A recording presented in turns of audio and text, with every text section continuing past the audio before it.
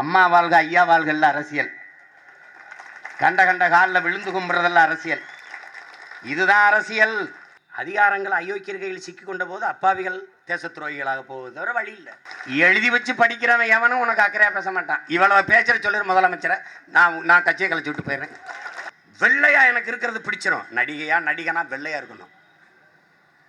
வெள்ளையா இருந்துட்டா அவன் எவனா இருந்தாலும் சரி, வா நாட்டை ஆளு வா. இந்த தீபாவை கூப்பிட்டு நிக்கிறான தமிழன் கிளம்புறான். ஒரு 1000 பேர் வாசல்ல கூடிக்கிறான். தீபாவை அம்மா வாக்காமல் ஓய மாட்டோம் அப்படின்றான். மனசெல்லாம் வலியா இருக்கு. ஒரு பக்கம் பல லட்சக்கணக்கில் மாணவர் போராட்டம். அதுக்கு பெருமைப்படுறதா? தீபா வீட்டு வாசல்ல அம்மா வாக்காம நிக்க மாட்டோம்னு ஒரு கூட்டம் கூட. இதுக்கு என்ன இவங்களை வச்சுக்கிட்டு என்னதான்டா செய்யறது? இன்னும் கொஞ்ச நாள்ல ஆண்கள் அவசியப்பட மாட்டீங்க. ஆண்கள் இருப்பீங்க. நீங்கள் உயிரணுவை உற்பத்தி உயிரணுவை உங்ககிட்ட இருக்காது. அன்பு தம்பி இப்பாப் தமிழன் சொல்றாரு, நான் ஒரு பாட்டை போட்டு இந்த எழுச்சியை உண்டு பண்ணிட்டேங்கிறாரு. இந்த நூற்றாண்டுல இதை விட நகைச்சுவை நான் பார்த்ததே கிடையாது. ராஜேந்திர லாரன்ஸ் பேட்டியில் சொல்றாரு, மாணவர்கள் நாங்கள் போராடும் போது நீங்க எந்த கல்லூரி மாணவர்?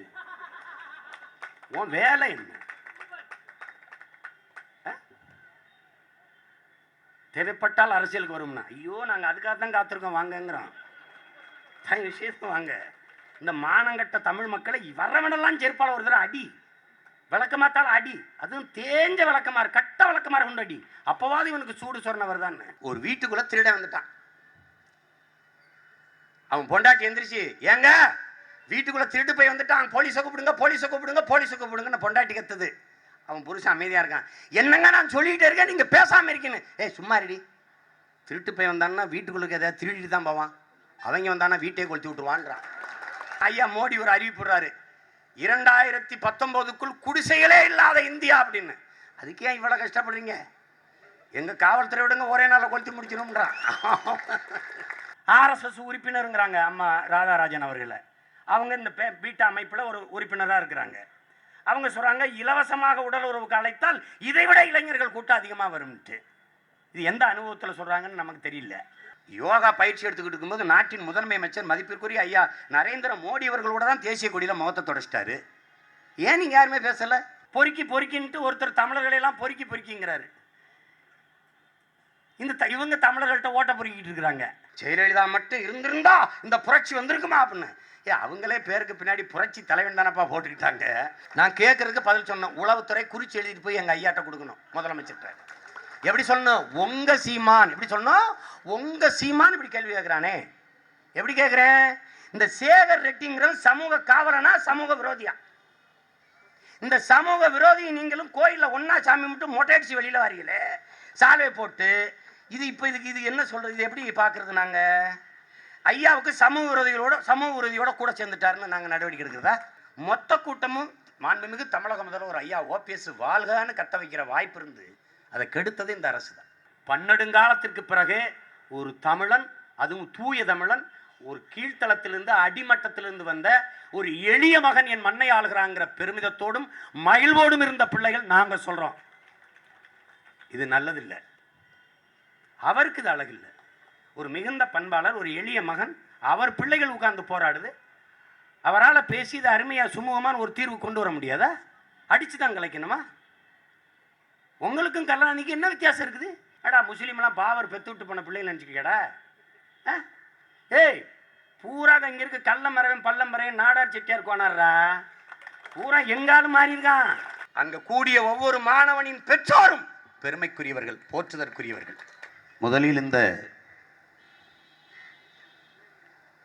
போராட்டத்தின் தொடக்கம் எது என்பதை, அது ஏன் வந்தது என்பதை நாம் புரிந்து கொள்ள வேண்டும்.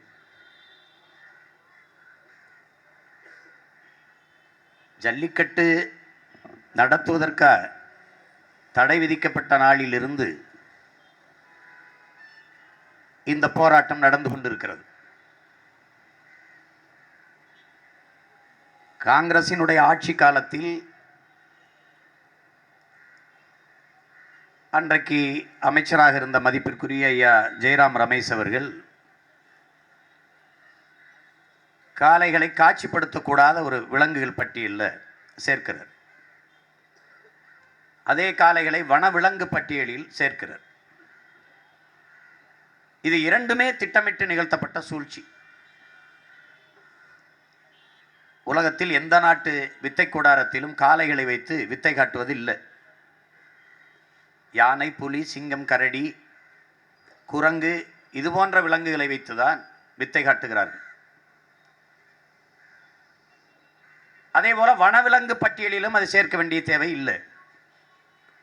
இந்திய நாட்டின் காடுகளில் மட்டுமல்ல, உலகத்தின் எந்த நாட்டு காடுகளிலும் காளையோ பசுவோ இல்லை. எருமைக்கு காட்டு எருமை இருக்கிறது, ஆட்டுக்கு காட்டு ஆடு இருக்கிறது. ஆனால் எந்த நாட்டு காட்டிலும் காட்டு காளையோ காட்டு பசுவோ இல்லை. எனவே அதை சேர்த்திருக்க வேண்டிய தேவை இல்லை. அந்த புள்ளியிலிருந்து தான் இந்த போராட்டத்திற்கான களம் விரிவடைகிறது.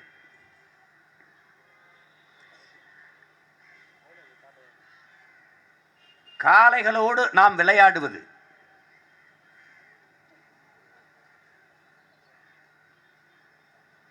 அது வதை என்று பார்க்கப்படுகிறது. அதுக்கு தடை கேட்ட பெருமக்கள் காளைகள் வதைக்கப்படுகிறது என்றுதான் தடை கேட்டார்கள். அதை நாமும் சரி, போராடிய எவரும் சரி அதை ஏற்கல. அதை ஏற்றால் போராடி இருக்க வேண்டிய அவசியம் இல்லை, போராட்டத்திற்கே வந்திருக்க மாட்டார்கள்.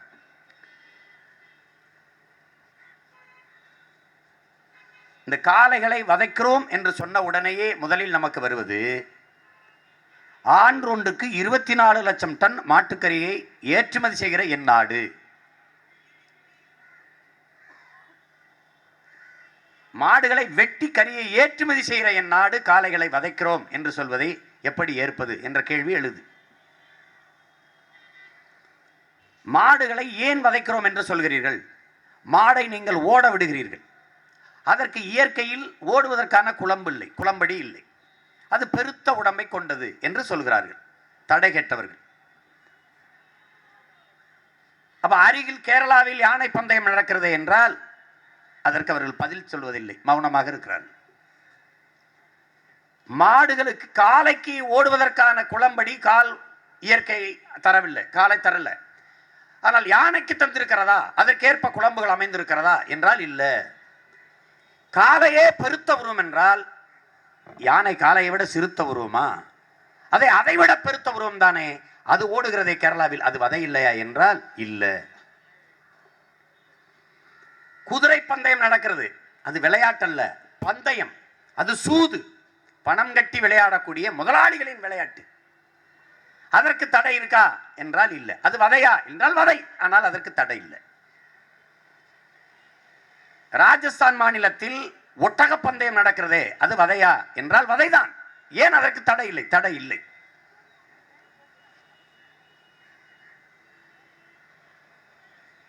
இந்திய ராணுவத்தில் அண்மையில் நடந்த குடியரசு தின அணிவகுப்பில் கூட யானைப்படை, குதிரைப்படை, ஒட்டகப்படை வந்ததை நாம் பார்த்தோம். அணிவகுப்பில் குதிரையும் ஒட்டகமும்.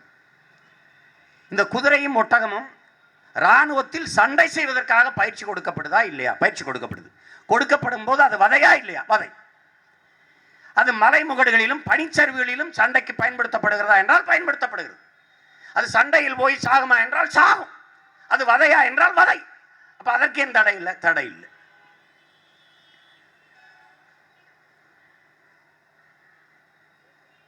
அப்ப இதெல்லாம் ஏன் தடை இல்லை?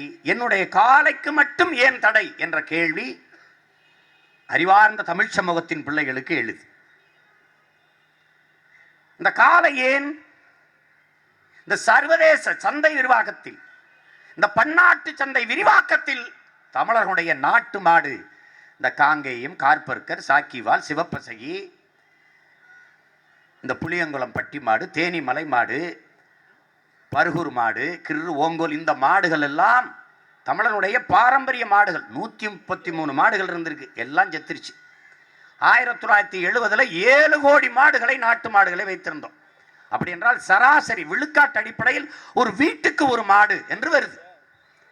ஆனால் இன்றைக்கு 7000 நாட்டு மாடுகள் இருப்பது அரிது. பசு மாடுகள், மாடுகள் இருக்கு, காளை மாடுகள் இருக்கு. வண்டிக்கு பயன்படுத்துகிற காளை மாடுகளுக்கு அது காயடிக்கப்பட்டது, அது உயிர் பெருக்கத்துக்கு பயன்படுத்த முடியாது.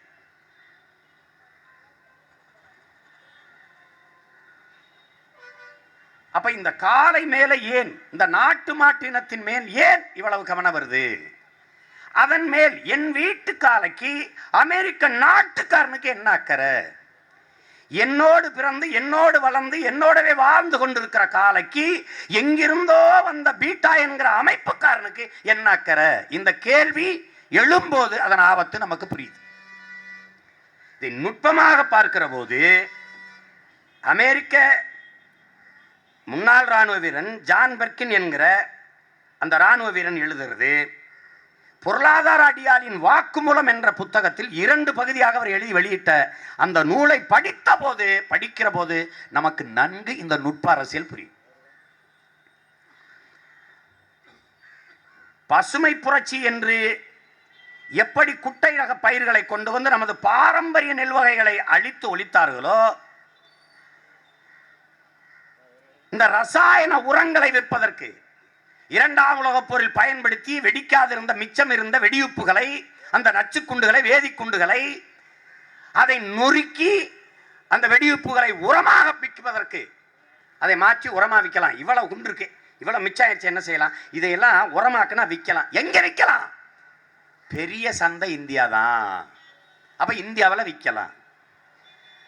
அதை சந்தைப்படுத்துவதற்கு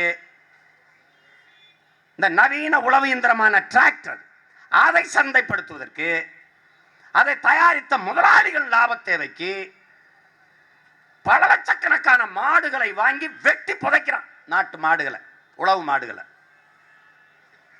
அதுக்கப்புறம் இந்த டிராக்டர் கொண்டாந்து விற்கிறான், டிராக்டர் சந்தைப்படுத்துறான். இந்த நாட்டு மாடை ஏன் கொள்ள வேண்டியது இருக்குன்னா, இந்த ரசாயன வேதி உப்புகளை கொண்டு வந்து விற்பதற்கு. அதை எப்படி சந்தைப்படுத்துவதற்கு இடையூறா யார் இருக்கிறது? நாட்டு மாட்டு சாணம். இந்த நாட்டு மாட்டு சாணத்தில் என்ன பிரச்சனை? நாட்டு மாட்டு சாணம் தான் உரமாகுது, நாட்டு மாட்டு சிறுநீர் தான் உரமாகுது. இந்த வெண்மை புரட்சி என்கிற பேர்ல இந்த கலப்பின மாடுகளான இந்த செர்சி மாட்டை கொண்டு வர்றான். அது பல தடவை நான் பதிவு பண்ணிட்டேன். அது பசு இல்லை, அது பிசாசு என்று பல தடவை சொல்லிட்டேன். அது கறப்பது பால் இல்லை, பால் போல ஒன்று. நம்ம மாடு கறக்கிறது தான் பால். நம் தாயின் மாரில் கறக்கிறதும் பசுவின் மாரில் கறக்கிறதும் ரெண்டும் ஏட்டு வகை பால், ரெண்டும் ஒரே வகை பால். தாயின் மாரில் பால் வத்திச்சுன்னா பசுவின் மாரில் பாலை குடித்து ஊட்டமாக குழந்தை வளரும், அதுக்கு ஒரு நோயும் வராது. அதனால தான் நம்ம முன்னோர்கள் பசுவை தாயின்னா கோ மாதா என்று வைத்தான். கோ என்றால் பசு, மாதான்னு வைத்தான். அப்போ என்ன செய்கிறான்? இந்த நாட்டு மாட்டு சாணம் இருக்கிற வரை விவசாயி இயற்கை உழவை விட்டு, விவசாயத்தை விட்டு வெளியில் வர மாட்டான். இந்த வேளாண் முறை ஒரு தற்சார்பு முறை, சுழற்சி முறை. மாடு, சாணம், உரம், விளைச்சல், அடி காட்டுக்கு, நடு மாட்டுக்கு, நுனி வீட்டுக்கு. இந்த நடு கூள வைக்கோல், மறுபடியும் எற, அதுக்கு சாப்பாடு, சாணம், மறுபடி தீக்கொண்டி உரம். இந்த வட்டத்துக்குள்ளே தமிழன் இருக்கிறான். இந்த இயற்கை விவசாயம் இருக்குது. இப்போ இந்த மாட்டை வெளியில எடுக்காம இயற்கை விவசாயத்தை விட்டு இவனை வெளியேற்ற முடியாது. இதை புரிஞ்சுக்கணும். இதுல என்ன பண்றான்னா, நெட்டப்பயிறு வரப்புயர நீர் உயரும், நீர் உயர நெல் உயரும், நெல் உயர குடி உயரும், குடி உயர கோன் உயரும். இது நமது பாட்டு. நல்லா புரிஞ்சுக்கணும். இப்போ வரப்பு இருக்கு, நீரும் உயரலை, நெல்லும் உயரலை. இதை நல்லா கவனிச்சுக்கணும். இப்போ என்ன பண்றான்? இவ்வளவு உயரத்தில் இந்த நெல் சாஞ்சு படுத்துச்சு, குனிந்து அர்த்தம். இப்போ வரப்புக்கு உள்ள இருக்கு, முட்டிக்கால் ஓட்டா இருக்கிறான். இப்ப அடி இருக்கு, முனி இருக்கு, நடு இல்ல. மாட்டுக்கு தீவனம் இல்லாம ஒழிச்சான். நுட்பமா இதை கவனிச்சுக்கணும். அரசியல்னா என்ன? இதுதான் அரசியல். அம்மா வாழ்க ஐயா வாழ்கல்ல அரசியல். கண்ட கண்ட காலில் விழுந்து கும்புறதல்ல அரசியல். இதுதான் அரசியல். இது யார் உனக்கு சொல்லிக் கொடுப்பா? சமூக விரோதி, தேச துரோகி தான் சொல்லி தருவான், வேற உனக்கு சொல்லி தர மாட்டான். அதை புரிஞ்சுக்கணும். எழுதி வச்சு படிக்கிறவன் எவனும் உனக்கு அக்கறையா பேச மாட்டான். இவ்வளவு பேச்சுற சொல்லிரு முதலமைச்சரை, நான் கட்சியை கழிச்சு விட்டு போயிடுறேன். எதிர்கட்சி தலைவர் ஐயா உள்ள இருந்து சட்டசபையிலிருந்து வெளியில வர்றாரு, உள்ள இருந்து வெளியில இருந்து என்ன பேசணும்னு எழுதி வச்சுட்டு பேசுறாரு. இவங்களுக்கு மக்களின் பிரச்சனையே மனசுக்குள்ள இல்லாத போது மக்களின் மனசுக்குள்ள இவங்க எப்படி இருப்பாங்கன்னு நீங்க கேள்வி கேட்டுப்பாரு. நல்லா கவனிச்சுக்க. இதை காலி பண்ணிட்டான் குட்டப்பயிறு. ஐஆர் 8 ஐஆர் 20 இப்படி கொண்டு வந்தான். இது என்ன பண்றான், வேகமா வளர்ந்துரும். நம்ம பயிறு 6 மாசம் 4 மாசம், இது 3 மாசத்துல 90 நாள்ல வீட்டுக்கு நெல் வந்துரும்ட்டான். நம்ம ஆளு பள்ளிச்சு நின்ட்டான். விதையை வித்துட்டான். விதையை விற்கிறதுக்கு இலவசம்ட்டான். இலவசம்னா தான் இவன் எல்லாத்தையும் விட்டுருவானே. வேட்டியை வந்து விழுந்ததா எங்கே போச்சுன்னு தெரியாம எல்லாத்தையும் விட்டுருவான். அந்த நிலையில இந்த இலவச விதையில வாங்கிட்டு வந்து விதைச்சான். இப்ப பாக்டம்பாஸ் 60 20 பொட்டாசியம் சல்பட்டு எல்லாத்தையும் கொண்டாந்து வித்தான். இதுல இருக்கிற மிச்ச வெடிவிப்புல இதுக்கே பூச்சி மருந்துன்னு அதே ரசாயனம் அதையே வச்சு தயாரிச்சிட்டான். அதான் எங்க அப்பா சொல்றாரு, அது பூச்சிக்கொல்லி இல்லடா உயிர்கொல்லின்ட்டு.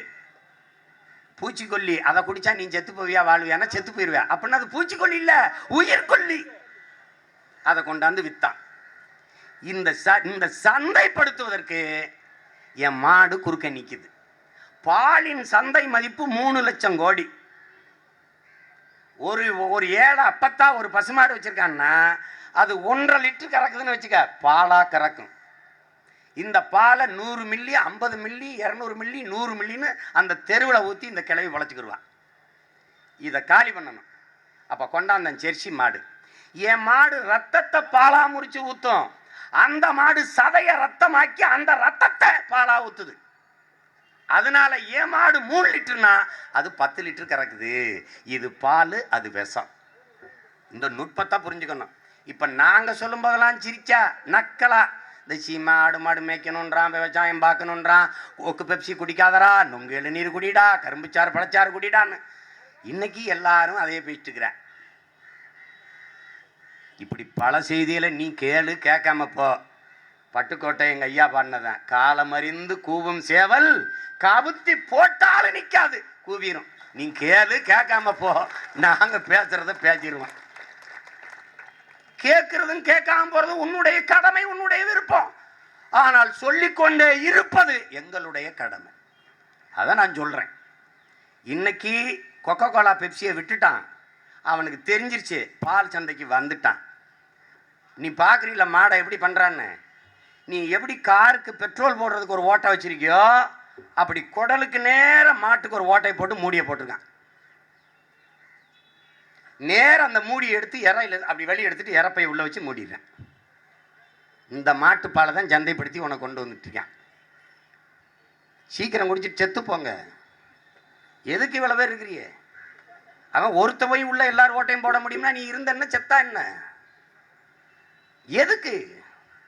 மானங்கட்டு எல்லாமே எல்லாம் கெட்டு போய் ஈன பொழப்பு பிழைக்கிறதுக்கு செத்து போகலாம். எதுக்கு இந்த வாழ்க்கை? என்ன நம்மளை சுற்றி நடக்குது, எதுக்காக இதெல்லாம் செய்கிறான், இதை பற்றிய அக்கறை, இதை பற்றிய புரிதல், இதை பற்றிய கவனிப்பு எதுவுமே இல்லை. முடிச்சு தள்ளிட்டான், ஒன்று ஒன்றா முடிச்சுட்டு வரான். இப்போ அவனுக்கு என்ன பிரச்சனைனா, ஏன் இந்த காளைய இந்த ஜல்லிக்கட்டு காளைய அடிக்கணும்? ஆந்திராவில் யானை சாணி போடுது, உரமாகலை. அது குதிரை சாணி போடுது, மாட்டு சாணி அளவுக்கு உரமாகலை. ஒட்டகமும் சாணி போடுது, ஆனால் உரமாகலை.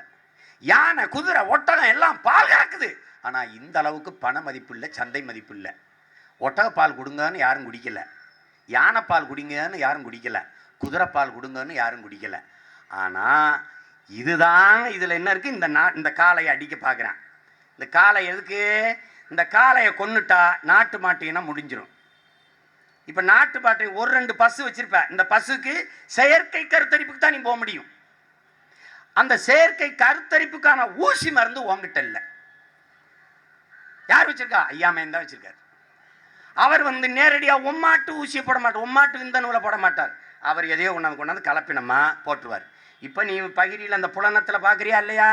பன்னிக்கறியும் திங்கிறான், மாட்டுக்கறியும் திங்கிறான். எதுக்குமே 2 தனியாக தின்னுட்டு இருக்கான். ஒன்று ஆக்கிரோம்னு பன்னியின் விந்தனும் காளையின் விந்தனும் சேர்ந்து ஒரு புது மாட்டை உருவாக்கிட்டான். நீ எழுதி வச்சுக்க, அண்ணன் என்ன பிடிச்சிடும், இன்னும் கொஞ்சம் நாளில் ஆண்களை அவசியப்பட மாட்டீங்க. ஆண்கள் இருப்பீங்க. நீங்கள் நீங்கள் வந்து உயிரணுவை உற்பத்தி உங்க உயிரணுவை உங்ககிட்ட இருக்காது. சிரிக்க கூடாது, சத்தியம் பேசிட்டு என்ன சிரிக்கிற நீ?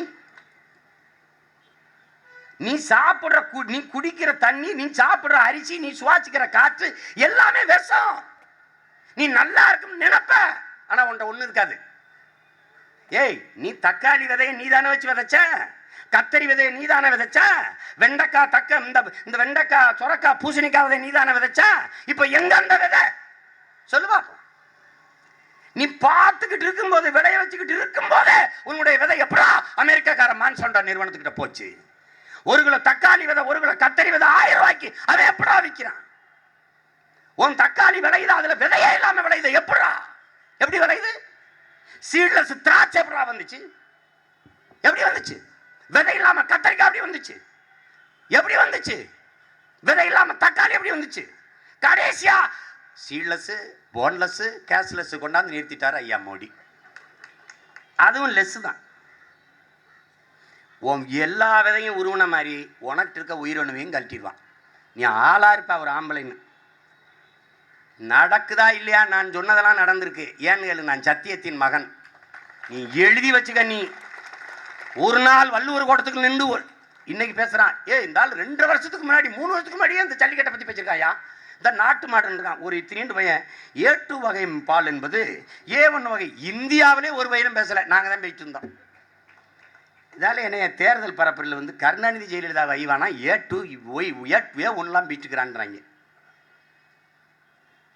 ஆடு மாடு மேய்க்க சொல்றான்னு என்னை கேவலமா பீச்சு இருந்தான். நான் சொன்னேன், ஆஸ்திரேலியாவில், பிரேசிலில், டென்மார்க்கில் ஹெலிகாப்டரில் ஆடு மேய்க்கிறான்டா, மாடு மேய்க்கிறான்டா, நீ அதெல்லாம் அவமானமாக்குறதாதுறான்னு நம்பவே இல்லை. கடைசியாக எவனோ ஒரு தம்பி ஆஸ்திரேலியாவில் ஹெலிகாப்டரில் மாடு மேய்க்கிறது அந்த எடுத்து அது மேலே என் பேச்சை போட்டான். இப்போ தான் நம்புகிறேன். ஆமாப்பா, இவன் சொல்கிறது ஹெலிகாப்டர் தான்ப்பா மாடு மேய்க்கிறாங்க. பைத்தியக்கார பயிலா, நம்ம ஜல்லிக்கட்டு காளையினுடைய விந்தணுவை 1 மில்லியன் 100 கோடிக்கு வாங்கிட்டு போய் பிரேசில் தன் நாடு முழுமைக்கு நம் நாட்டு மாட்டை உருவாக்கிட்டான்டா. நாடு முழுமைக்கு பிரிட்டன், அமெரிக்கா எல்லா நாட்டிலையும் வெல்கம் பேக் டு A2 மில்க்னு எழுதி வச்சு விற்கிறான். உன்னுடைய வேப்பங்குச்சி 3 குச்சி 1000 ரூபா, உன்னுடைய கருப்பட்டி 1 கிலோ 1000 ரூபா, உன்னுடைய பழைய தண்ணி வடிச்ச தண்ணி நீச்ச தண்ணி 1000 ரூபா, உன்னுடைய எள்ளு உருண்டை 10 உருண்டை 2000 ரூபா, உன்னுடைய மண்சட்டி 3 சட்டி 26000 ரூபா. உனக்கு என்ன தெரியுது? உன்னுடைய பொருளாதாரம் எங்க எங்க சொல்லு? பைத்தியக்கார பயலு. பீஸாவும் பார்க்கிறேன், இந்த சேர்த்துட்டு கிடக்குறா. இவனை போய் என்ன பண்ணிட்டு? இவனுக்கு என்ன தெரியுது? இவனுக்கு இதை புரிந்து கொள்ளணும். இது எதுக்காக இந்த விழிப்புணர்வு வந்தது? ஏன் இந்த போராட்டம் வந்தது? வெறும் மாடா? மாடு இல்ல, மாடு இல்ல, அது மாடு இல்ல, ஒரு தமிழ் தேசினத்தின் பண்பாடு. அதை புரிஞ்சுக்கிறேன். அது ஒரு படம் வருது, ஒரு கண்ணுக்குட்டி இப்படி படுத்து கிடக்கு, அது மேல ஒரு சின்ன குழந்தை அது வயிற்றுல படுத்து கிடக்கு. தமிழ் ஹிந்துல ஒரு இது வருது. இந்த கண்ணுக்குட்டியும் இந்த பையனும் வளர்ந்து பெரியானாக பிறகு விளையாடுவாங்கல்ல, அந்த விளையாட்டுக்கு பேர் தான் ஜல்லிக்கட்டு அப்படின்னு எழுதியிருக்கான். இதை விடலாம் எளிமையா எவனுக்கும் புரிய வைக்க முடியாது. அதுக்கு மேல வதைனா, ஆமா வதை, நீ எப்ப எங்க ஊருக்குள்ள வந்தாலும் உனக்கு விழும் உதை. இப்படிதான் நம்ம பேச வேண்டியது இருக்கு. வதைன்னு சொல்லவே கூடாது, தமிழர்களே சொல்லக்கூடாது. உலகத்துல எந்த நாட்டு எந்த மொழிவழி தேசினத்தின் தெய்வங்களையும் கொண்டான். எங்க முருகனா மயில் வாகனம், பாம்பு கூட நிக்கி, சேவல் கொடி. எங்க சிவனா காளை வாகனம், அவருக்கு மாலை பாம்பு. நீ பார்த்துக்க. சக்தியா அதுக்கு ஒரு சிங்கம். எல்லா கடவுள்களுக்கும் இந்த மிருகங்களை, விலங்குகளை வாகனமா வச்சு கூட வச்சு கும்பிட்டு வந்த ஒரு குலக்கூட்டம் வந்து அதை வதக்குதுன்னு சொல்லுவதை ஏற்க முடியாது. அதை நாங்க எதிர்க்கிறோம். அதனால இவன் என்ன நினைக்கிறான்? வெறும் காளையோட விளையாடுற விளையாட்டு அல்ல, நம் பண்பாட்டின் மீது தொடுக்கப்பட்ட ஒரு போர், நமது இனத்தின் பண்பாட்டு கூறுகளின் மீது சுமத்தப்பட்ட ஒரு பெருத்த அவமானம். இதை விட்டுவிடக்கூடாது. இந்த நாட்டு மாட்டு இந்த காளையை அழிப்பதும் ஒண்ணுதான், தமிழர்ங்கிற இனத்தை அழிப்பதும் ஒண்ணுதான். கொஞ்சம் கொஞ்சமா இழந்திருக்கான். நமக்கு இருக்கிற நிற கவர்ச்சியை பயன்படுத்தி கொண்டு நம்ம கருப்பா இருக்கிறதுனால வெள்ளையா இருக்கிற எல்லாமே உயர்ந்தது என்ற உளவியல் நோயை பயன்படுத்தி கொண்டு நம்ம பண்ணி கருப்பா இருந்துச்சு, அதுல இருந்து டக்குன்னு இவனுக்கு நிறக்க வச்சிருக்கா வெள்ளை பண்ணியை கொண்டாந்தான். எல்லாம் வெள்ளை பண்ணின ஃபோர்க், இது பண்ணின்னு வந்தா அவனுக்கு சரியா வரல, ஃபோர்க்குன்னு அது சரியா வந்துருச்சு, போயிட்டான். கருப்பட்டி கருப்பா இருந்துச்சு, கரும்பு பனையிலிருந்து வர்றது, கரும்புல இருந்து வந்து கொஞ்சம் கொஞ்சம் அழுக்கு நிறமா செம்பழுப்பா இருந்துச்சு. இவன் பார்த்தான் வெள்ளையா இருக்கணும், சீனின்னு கொண்டாந்தான். அம்புட்டும் கெமிக்கல், அம்புட்டும் ரசாயனம். இந்த கருப்பட்டியும் இந்த சர்க்கரையும் சாப்பிட்றவரை உடம்புல சர்க்கரை ஏறல, இந்த சீனியை போட்டான் சிவ்வுன்னு ஏறிடுச்சு. எவ்வளவுப்பா? 500ங்க. தொழிற்சாலையில் உற்பத்தி செய்ய வேண்டிய சர்க்கரை உடம்புக்குள்ள ஏறி வந்துருச்சு உற்பத்தி. 30 வயசு 25 வயசுல சர்க்கரை. 1 கோடிக்கு ஆடிக்கார் கிரு வர்றான் சாலையில் ஓரமா, ஒரு தள்ளுவண்டி கடை, ஒரு 7 10 அம்மா ஒரு செம்பு கூழ், கார் 1 கோடி, செம்பு 5 ரூபா. இது சின்ன வயசுலேருந்தே குடிச்சிருக்கலாம். அப்போ பெருமல் கூழு குடிக்கிறான் பைத்துக்கிற பை கருப்பான்னு. சின்ன வெங்காயம் தின்னா வாய் வீசும்னா, இப்போ வாழ்க்கை வீசி போச்சு, மருந்துன்னு எல்லாரும் சாப்பிட்டுக்கிட்டு இருக்கான். இதை புரிந்துக்கிறோம், இதை புரிந்து கொள்வது தான் இருக்கிற அரசியல். இந்த இதில் அவன் உற்பத்தி செய்கிற பொருள்களை விற்பனை செய்வதற்கு தமிழனுடைய பாரம்பரிய உணவும் பண்பாடும் இந்த காளைகளும் மாடுகளும் இடையூறா இருக்குதுங்கிறதான் பிரச்சனை. அப்ப அதுல நம்ம காளைய கருணை இருக்கிறது போல காட்டி, அக்கறை இருப்பது போல காட்டி அடிக்கிறான். இப்ப இந்த காளையை அழிச்சுட்டு என்கிட்ட கேட்கறான், அந்த காளை இருக்கிறவரை நாட்டு மாடு, காளை ஜல்லிக்கட்டு நடத்திட்டா நாட்டு மாடு உருவாயிருமா? சிலர் கேட்பான் பாருங்க, தமிழ்ல பேர் வச்சுட்டா தமிழ் வாழ்ந்துருமா? தமிழ்ல பேசுங்க, தமிழ்ல பேசிட்டா தமிழ் வாழ்ந்துருமா? என்ன கடத்தருவிலாம் தமிழ்ல பெயர் பழக, தமிழ்ல எழுதி வச்சுட்டா தமிழ் வாழ்ந்துருமா? தமிழ்ல படிச்சுட்டா, தமிழ் படிச்சுட்டா வேலை கிடைச்சிருமா, சோறு கிடைச்சிருமா? நாய் பண்ணிலாம் கூட தான் நல்லா சோறு திண்டி தெரியுது. அதெல்லாம் இங்கிலீஷ் படிச்சுக்கிட்டு, ஹிந்தி படிச்சுக்கிட்டு, சமஸ்கிருதம் படிச்சுட்டா சாப்பிட்டுக்கிட்டு இருக்கு. ஒரு கேள்வி, எதுக்கெடுத்தாலும் ஒரு வியாக்கியானம். இதெல்லாம் செஞ்சுட்டா தமிழ் வாழ்ந்துருமா, அதெல்லாம் செஞ்சுட்டா தமிழ் வாழ்ந்துருமா? இந்த ஜல்லிக்கட்டை நடத்திட்டா நாட்டு மாடு காப்பாத்திடுவீங்களா? அதனால எல்லாம் காப்பாற்ற முடியாது. இந்த மாதிரி கேள்வி கேட்டுக்கிட்டு இருக்க உங்களையெல்லாம் கொன்னுட்டா தான் இதெல்லாம் காப்பாற்ற முடியும். எந்த வேலை செய்வ? இந்த மாதிரி கேள்வி கேட்கறனுக்கு பதில் சொல்லிட்டே இருப்பியா? வேற வேலை செய்வியா? எதா இருந்தாலும் கேள்வி கேட்பான். அவனுக்கு வேற கேள்வி கேட்கறதான், வேற எந்த வேலையுமே கிடையாது. காலைல எந்திரிச்சுன்னா என்ன கேள்வி கேட்கலாம்? எங்க ஊர்ல ஏதோ ஒருத்தர் சொல்லுவாரு, ராஜீவ்காந்தி ஆடு மேய்ச்சிட்டு ஆடை கொண்டாந்து கட்டிட்டு குளிச்சுட்டு மேடையில் ஏறி பெத்துறான். ராஜீவ் காந்தியே, என் கேள்விக்கு பதில் சொல்ல தயாரா? அவர் எந்த பக்கம் இருக்கிறாருன்னே தெரியாது, அவன் எங்க பேசுறான்னு தெரியாது. ஆனா அவனுக்கு கேள்வி கேட்கத்தான் தெரியும். இது ஒரு குணம். இவர்களையெல்லாம் சேர்த்துத்தான் நீ உன் இன விடுதலைக்கான புரட்சியையும் முன்னெடுக்கணும், வேற வழி கிடையாது.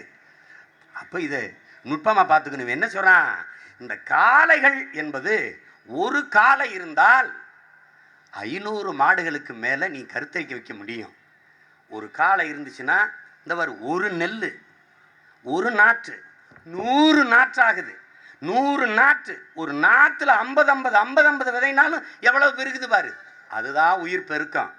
அப்ப என் காளைகளை அழிய விடாமல் நாங்கள் காத்து விட்டால் போதும், எங்கள் நாட்டு மாட்டு இனத்தை அழிய விடாமல் நாங்கள் காப்பாற்றி விடுவோம். 7 கோடி மாட்டுல இருந்து 7,000 மாடாக குறுகிற வரை எனக்கு தெரியல. ஆனா இன்னைக்கு எனக்கு தெரிஞ்சிருச்சு, எப்பாடுபட்டாவது என் நாட்டு மாட்டு இனத்தை உயிர்ப்பிக்கணும்னு நான் துடிக்கிறேன். அதனால நான் எழுறேன். என் நாட்டு நாயை தெருவு கொண்டாந்தான், அவன் நாயை சந்தைப்படுத்தினா, என் வீடு வரைக்கும் அவன் நாய் வந்திருக்கு. எனக்கு பரிசா கொண்டாந்து என் தம்பியில் கொடுத்தாங்க.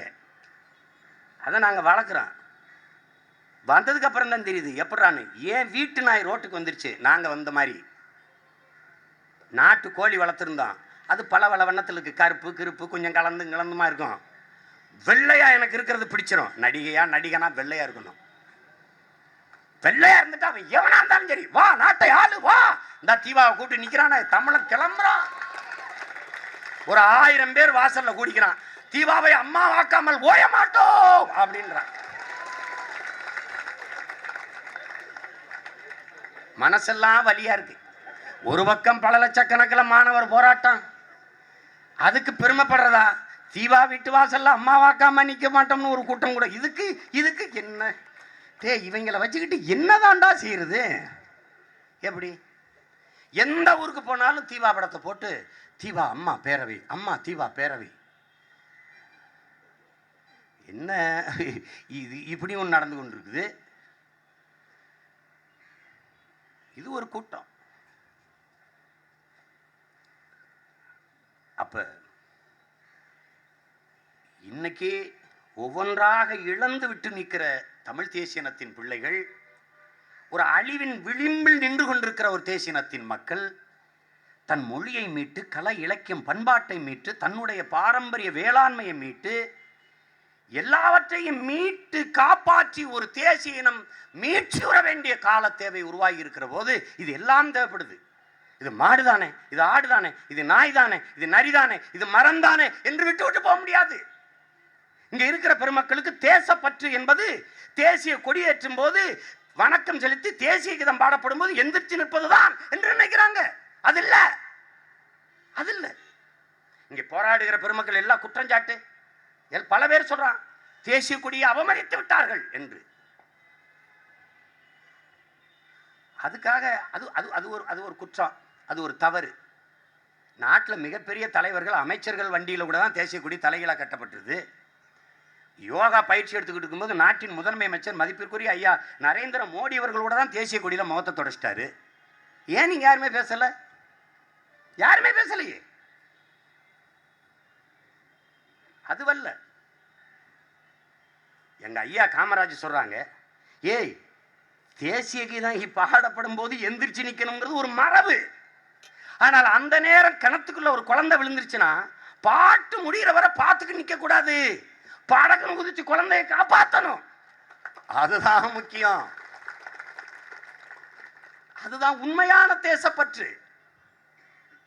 இந்த தேசப்பற்று என்பது நாட்டில் வாழ்கிற மனிதர்கள் தேசிய கொடிக்கு ஜனகணமனைக்கு வணக்கம் செலுத்துவதும், நாட்டில் வாழ்கிற மனிதர்களை எந்திரிச்சு வணக்கம் போடுறதும், வாழ்க வாழ்கன்னு கத்துறதும் அல்ல. நாட்டில் இருக்கிற புல்லு பூண்டு செடி கொடி மரம் மட்டை யானை பூனை நாய் நரி மலை காடு செடி எல்லாவற்றையும் நேசிப்பதுக்கு பேர் தான் நாட்டுப்பற்று. நாடுனா ஐயா மோடி வாழ்க, ஐயா ஓபிஏ பன்னீர்செல்வம் வாழ்க. என்ன தேசபக்தன் இதுவா? இப்படி ஒரு தேசப்பற்று இருக்கா? ஆனா இவர் யாரு? மரத்தை வெட்டி பல லட்சக்கணக்கான கோடிகளுக்கு விற்பார். ஆனால் ஐயா மோடி வாழ்க வாழ்க என்று சொல்லுவார். இவர் தேசப்பற்றாளரா? அப்படியா? இங்கே ஒன்று கணிச்சுக்கணும். இந்த காவல்துறை மேலே நம்ம பெரிய மதிப்பு வச்சுருக்கோம். காவல்துறையை இப்போ இருக்கிற காவல்துறையே அல்ல, இது அதிகாரத்தில் இருப்பவருடைய ஏவல் துறையாக இருக்குது. ஆனால் காவல்துறையை காவல்துறையாக மாற்றி படைக்க வேண்டிய பொறுப்பும் கடமையும் நமக்கு கையளிக்கப்பட்டிருக்குது. அதை புரிஞ்சுக்கணும். எப்படின்னா, தமிழீழ நாட்டில் காவல்துறை படையை கட்டமைத்து அந்த காவல்துறை படையை தொடங்கி வைத்து பேசுகிற தலைவன் பிரபாகரன் பேசுகிறார், குற்றவாளிகளை பிடித்து கூண்டில் நிறுத்துவது அல்ல காவல்துறையின் வேலை, ஒரு குற்றவாளியே உருவாகாத சமூகத்தை உருவாக்குவதுதான் காவல்துறையின் வேலை என்று சொல்றார். நம்ம காவல்துறை என்ன சொல்லுது? சமூக விரோதி ஊடுருவிட்டான், தேச விரோதி ஊடுருவிட்டான். அவன் தேச விரோதியும் சமூக விரோதி இந்த நாட்டில் உருவாகிற நிலையை உருவாக்கியது யார்? அதுக்கு பதில் இல்லை. சின்ன சின்ன நகைச்சுவையா தம்பிகள் துணுக்குகளை நமக்கு அனுப்பி வைக்கிறாங்க. அதுல ஒருத்தன் அனுப்புறான், ஒரு வீட்டுக்குள்ள திருட வந்துட்டான். அவன் பொண்டாட்டி எந்திரிச்சு, ஏங்க வீட்டுக்குள்ள திருட்டு போய் வந்துட்டான், போலீஸை கூப்பிடுங்க பொண்டாட்டி கத்துது. அவன் புருஷன் அமைதியா இருக்கான். என்னங்க நான் சொல்லிக்கிட்டே இருக்கேன், நீங்க பேசாம இருக்கீங்க. ஏய் சும்மா ரெடி, திருட்டு போய் வந்தான்னா வீட்டுக்குள்ள ஏதாவது திருடிட்டு தான் போவான், அவங்க வந்தானா வீட்டையே கொளுத்தி விட்டுருவான்றான். சிரிப்பா இருந்தாலும் வேதனையாவும் இருக்கு. இப்ப ஒண்ணு ஐயா மோடி ஒரு அறிவிப்புறாரு, 2019க்குள் குடிசைகளே இல்லாத இந்தியா அப்படின்னு. அதுக்கு ஏன் இவ்வளவு கஷ்டப்படுறீங்க? எங்க காவல்துறை விடுங்க, ஒரே நாள கொளுத்தி முடிக்கணும்ன்றான்.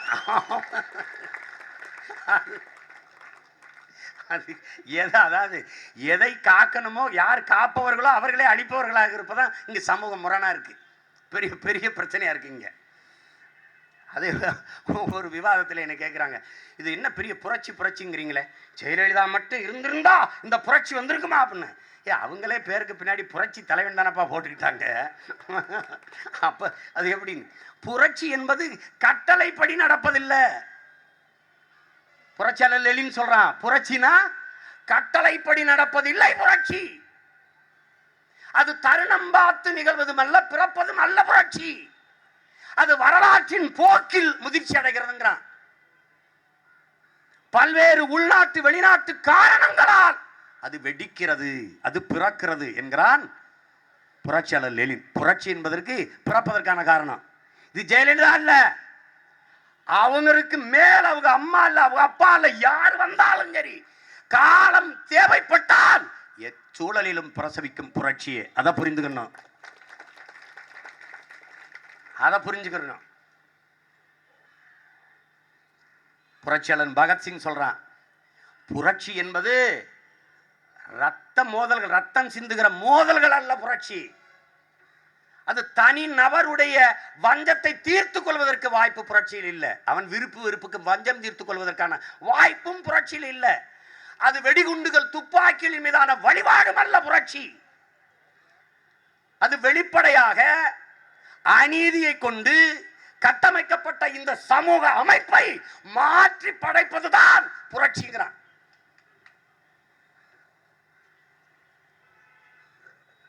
அப்ப நீங்க நினைக்கிற மாதிரி இது புரட்சின்னு நம்ம நாங்க வார்த்தையில சொல்லல. தமிழர் இன வரலாற்றில் மாணவர்களும் இளைஞர்களும் எமது மக்களும் நிகழ்த்தி காட்டியது ஒரு மாபெரும் புரட்சி. இது தன்னெழுச்சி போராட்டம் என்பதை நான் ஏற்கல, தமிழர் இன எழுச்சி போராட்டம் என்றுதான் இதை சொல்லணும். எனவேதான் தமிழர் எழுச்சி தை புரட்சி என்று வச்சோம். மாணவர் புரட்சி வெல்லட்டும், மான தமிழினம் வாழட்டும் என்று சொன்னோம். அறிவார்ந்த தமிழ் சமூகத்தின் மக்கள் புரிந்து கொள்ளணும், என்றைக்கு ஒரு இனம் அதிகமாக கேளிக்கைகளிலும் பொழுதுபோக்குகளிலும் நாட்டம் கொண்டு திரிகிறதோ அந்த இன மக்களை புரட்சிக்கு தயார் செய்ய முடியாது. ஆனாலும் அழித்தொழிக்கப்பட்ட இனத்தின் மக்கள், சிறிது சிறிதாக சிதைந்து அழிந்து கொண்டிருக்கிற தமிழ் தேசிய இனத்தின் மக்கள், அழிவின் விளிம்பே நின்று கொண்டிருக்கிற இனத்தின் மக்கள்,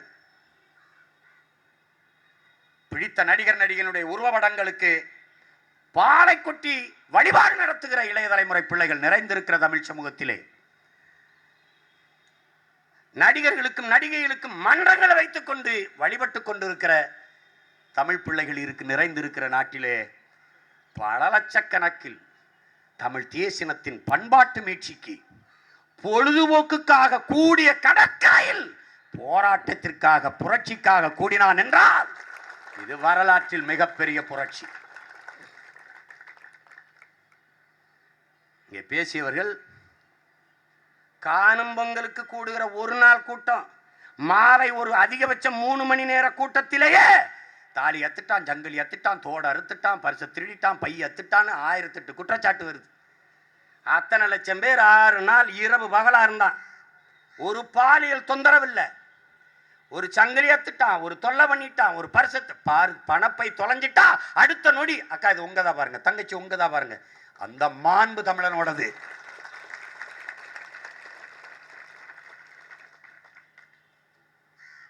பெரும்பான்மை தான் பார்க்கணும். பிரபாகரன் ஈழ விடுதலை போராட்டத்தை 30 ஆண்டுகள் 34 ஆண்டுகள் செறிவா எடுத்துட்டு போயிட்டாருன்னா ஒற்றை மனிதன் செய்யல, எமது மக்கள் மகத்தானவர்கள். அதை புரிஞ்சுக்கணும். நீ பிரபாகரன் நம்பி தன் பிள்ளைகளை சாவ கொடுப்பதற்கு வரிசையில் நின்றார்கள் எமது மக்கள், எல்லாருமே பெற்றோர்கள். குறிப்பாக பெண் பிள்ளைகளை படைகளுக்கு அனுப்பினார்கள். உலகத்தில் எந்த புரட்சிகர இராணுவத்திலும் இவ்வளவு பெண் போராளிகள் இடம்பெற்றது கிடையாது. அதற்கு காரணம் என்ன? என் மகன் பீடி குடிக்க மாட்டான், சீரட்டு குடிக்க மாட்டான், தேநீர் அருந்த மாட்டான், வெத்தலை வாக்கு போட மாட்டான், அவன் கட்டிய மனைவி தவிர வேறொரு பெண்ணின் நிழலை கூட தொட்டறிய மாட்டான். அப்படிப்பட்ட ஒழுக்கமானவன் பிரபாகரன் என்பதாலே தன் மூத்த மகனை நம்பி தான் பெற்ற பிள்ளைகளை எல்லாம் தன் மண்ணின் விடுதலைக்கு அனுப்பியது எமது இன மக்கள். பதுங்கு குழிக்குள்ள இரவு பகல் என்று பாராமல் பல நாட்கள் ஒரே பங்கருங்கிற பதுங்கு குழிக்கில் நின்று களமாடிய இனத்தின் கூட்டம் இது. அப்படியே வந்து பாரு காட்டுக்குள்ள வீரப்ப. இது ஏன்? அறத்தின் வழி நின்ற மறவர் கூட்டம், அறத்தின் வழி நின்ற மறவர் கூட்டம். நீ பாரு, பல்லாயிரக்கணக்கான எமது இனப்பெண்களை சிங்களம் கற்பழிச்சு கொண்டிருக்கான். பிரபாகரன் என்ற தலைவன் வருவதற்கு முன்பு அப்ப இருந்தே அறவழியில் போராடிய தந்தை செல்வாகாலத்தில் இருந்தே இதை கவனிக்கணும்.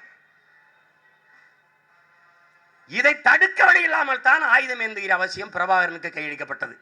அப்பதான் அவர் வழி இல்லாம எடுக்கிறார். எந்த ஆயுதத்தை வைத்து நமது இன மக்களை அழித்து ஒழிக்கிறானோ சிங்களன், அதே ஆயுதத்தை எடுத்து தான் நமது இன மக்களை காப்பாற்ற முடியுங்கிற நிலைக்கு தள்ளப்பட்ட பிறகுதான் இந்த துவக்கை எடுக்கிறார். அதுக்கு பிறகு பல ஆயிரக்கணக்கான நமது பெண்களை கற்பழிச்சு கொண்டிருக்கான்.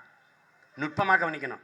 பதிலுக்கு பதில், பழிக்கு பழி என்று ஒரு சிங்கள பெண்ணின் தாவணியை, நிழலை ஒரு தமிழீழ விடுதலை புலி மறவன் தொட்டான், இழுத்தான், கற்பழித்தான் என்று எவனாவது ஒரு செய்தி சொல்லு பாப்போம். செய்ய கிடையாது.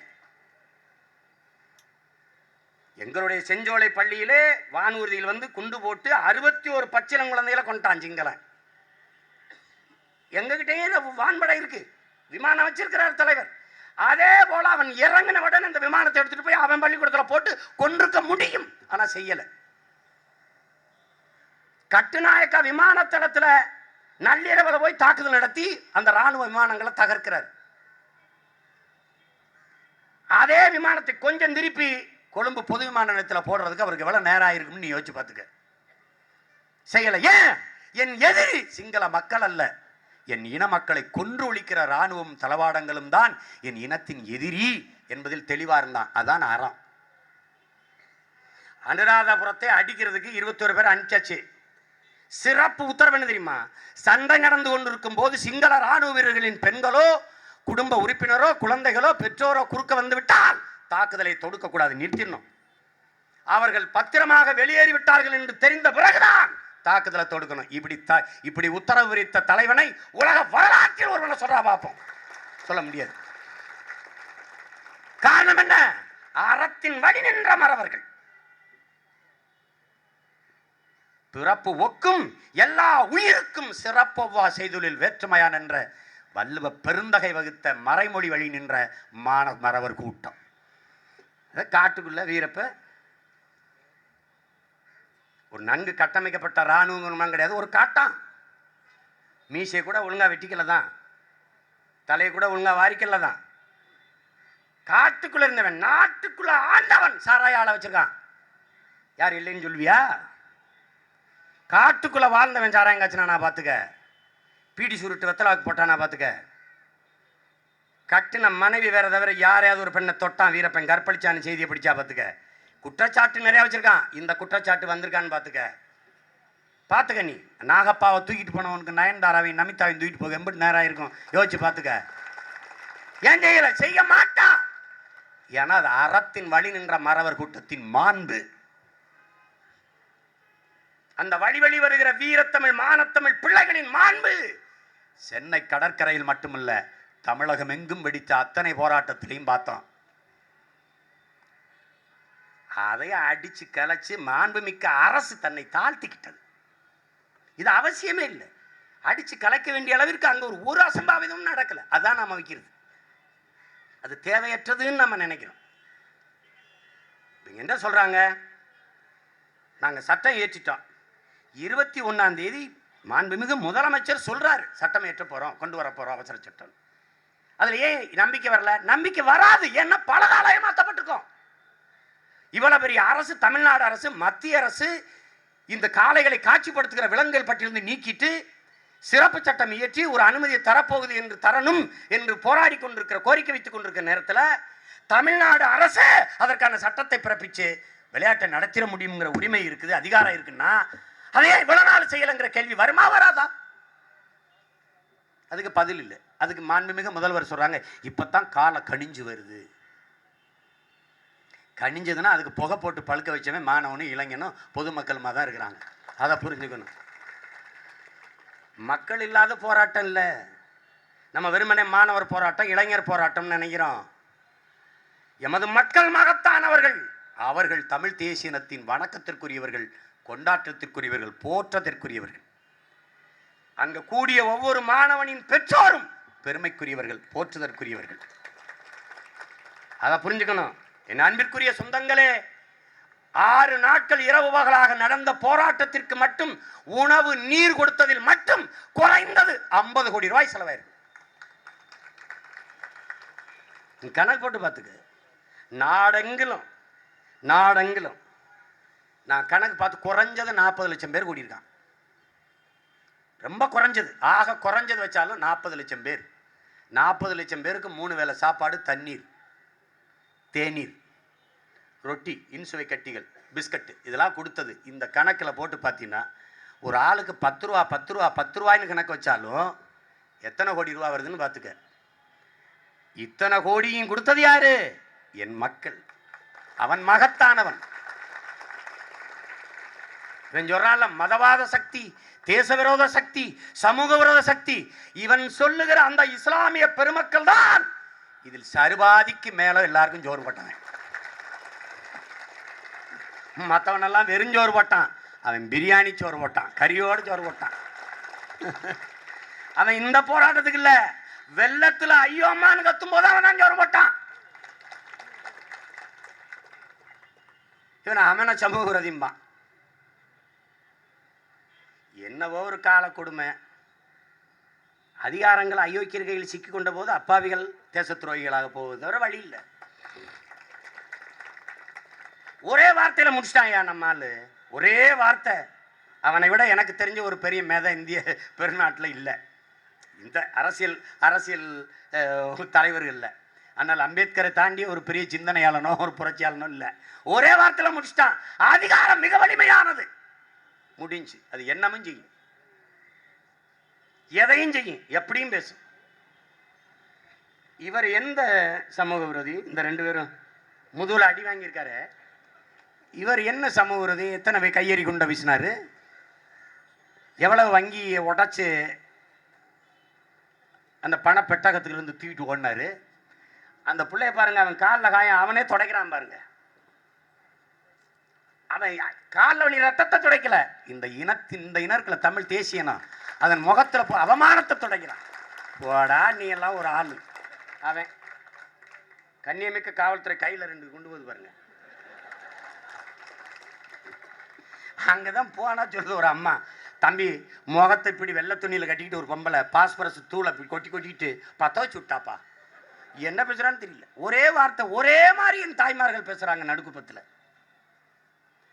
ஓடி வர்ற பிள்ளைகள் எல்லாம் நம்ம பிள்ளைகள் இல்லையாப்பா? கண்ணீரோட ரத்தத்தோட ஓடியாருது அம்மா காப்பாத்துங்கன்னு. எப்படிப்பா விட முடியும்? வாங்கன்னு உட்கார வச்சு சோறு நீர் கொடுத்தாங்க, இதுக்காப்பா எங்களை அடிக்கிறது? எப்படி இது? மனித மாண்பிற்கு அறத்திற்கு சிறிதும் ஒவ்வாத ஒரு கொடுஞ்செயலை நமது அரசு செஞ்சிருச்சு.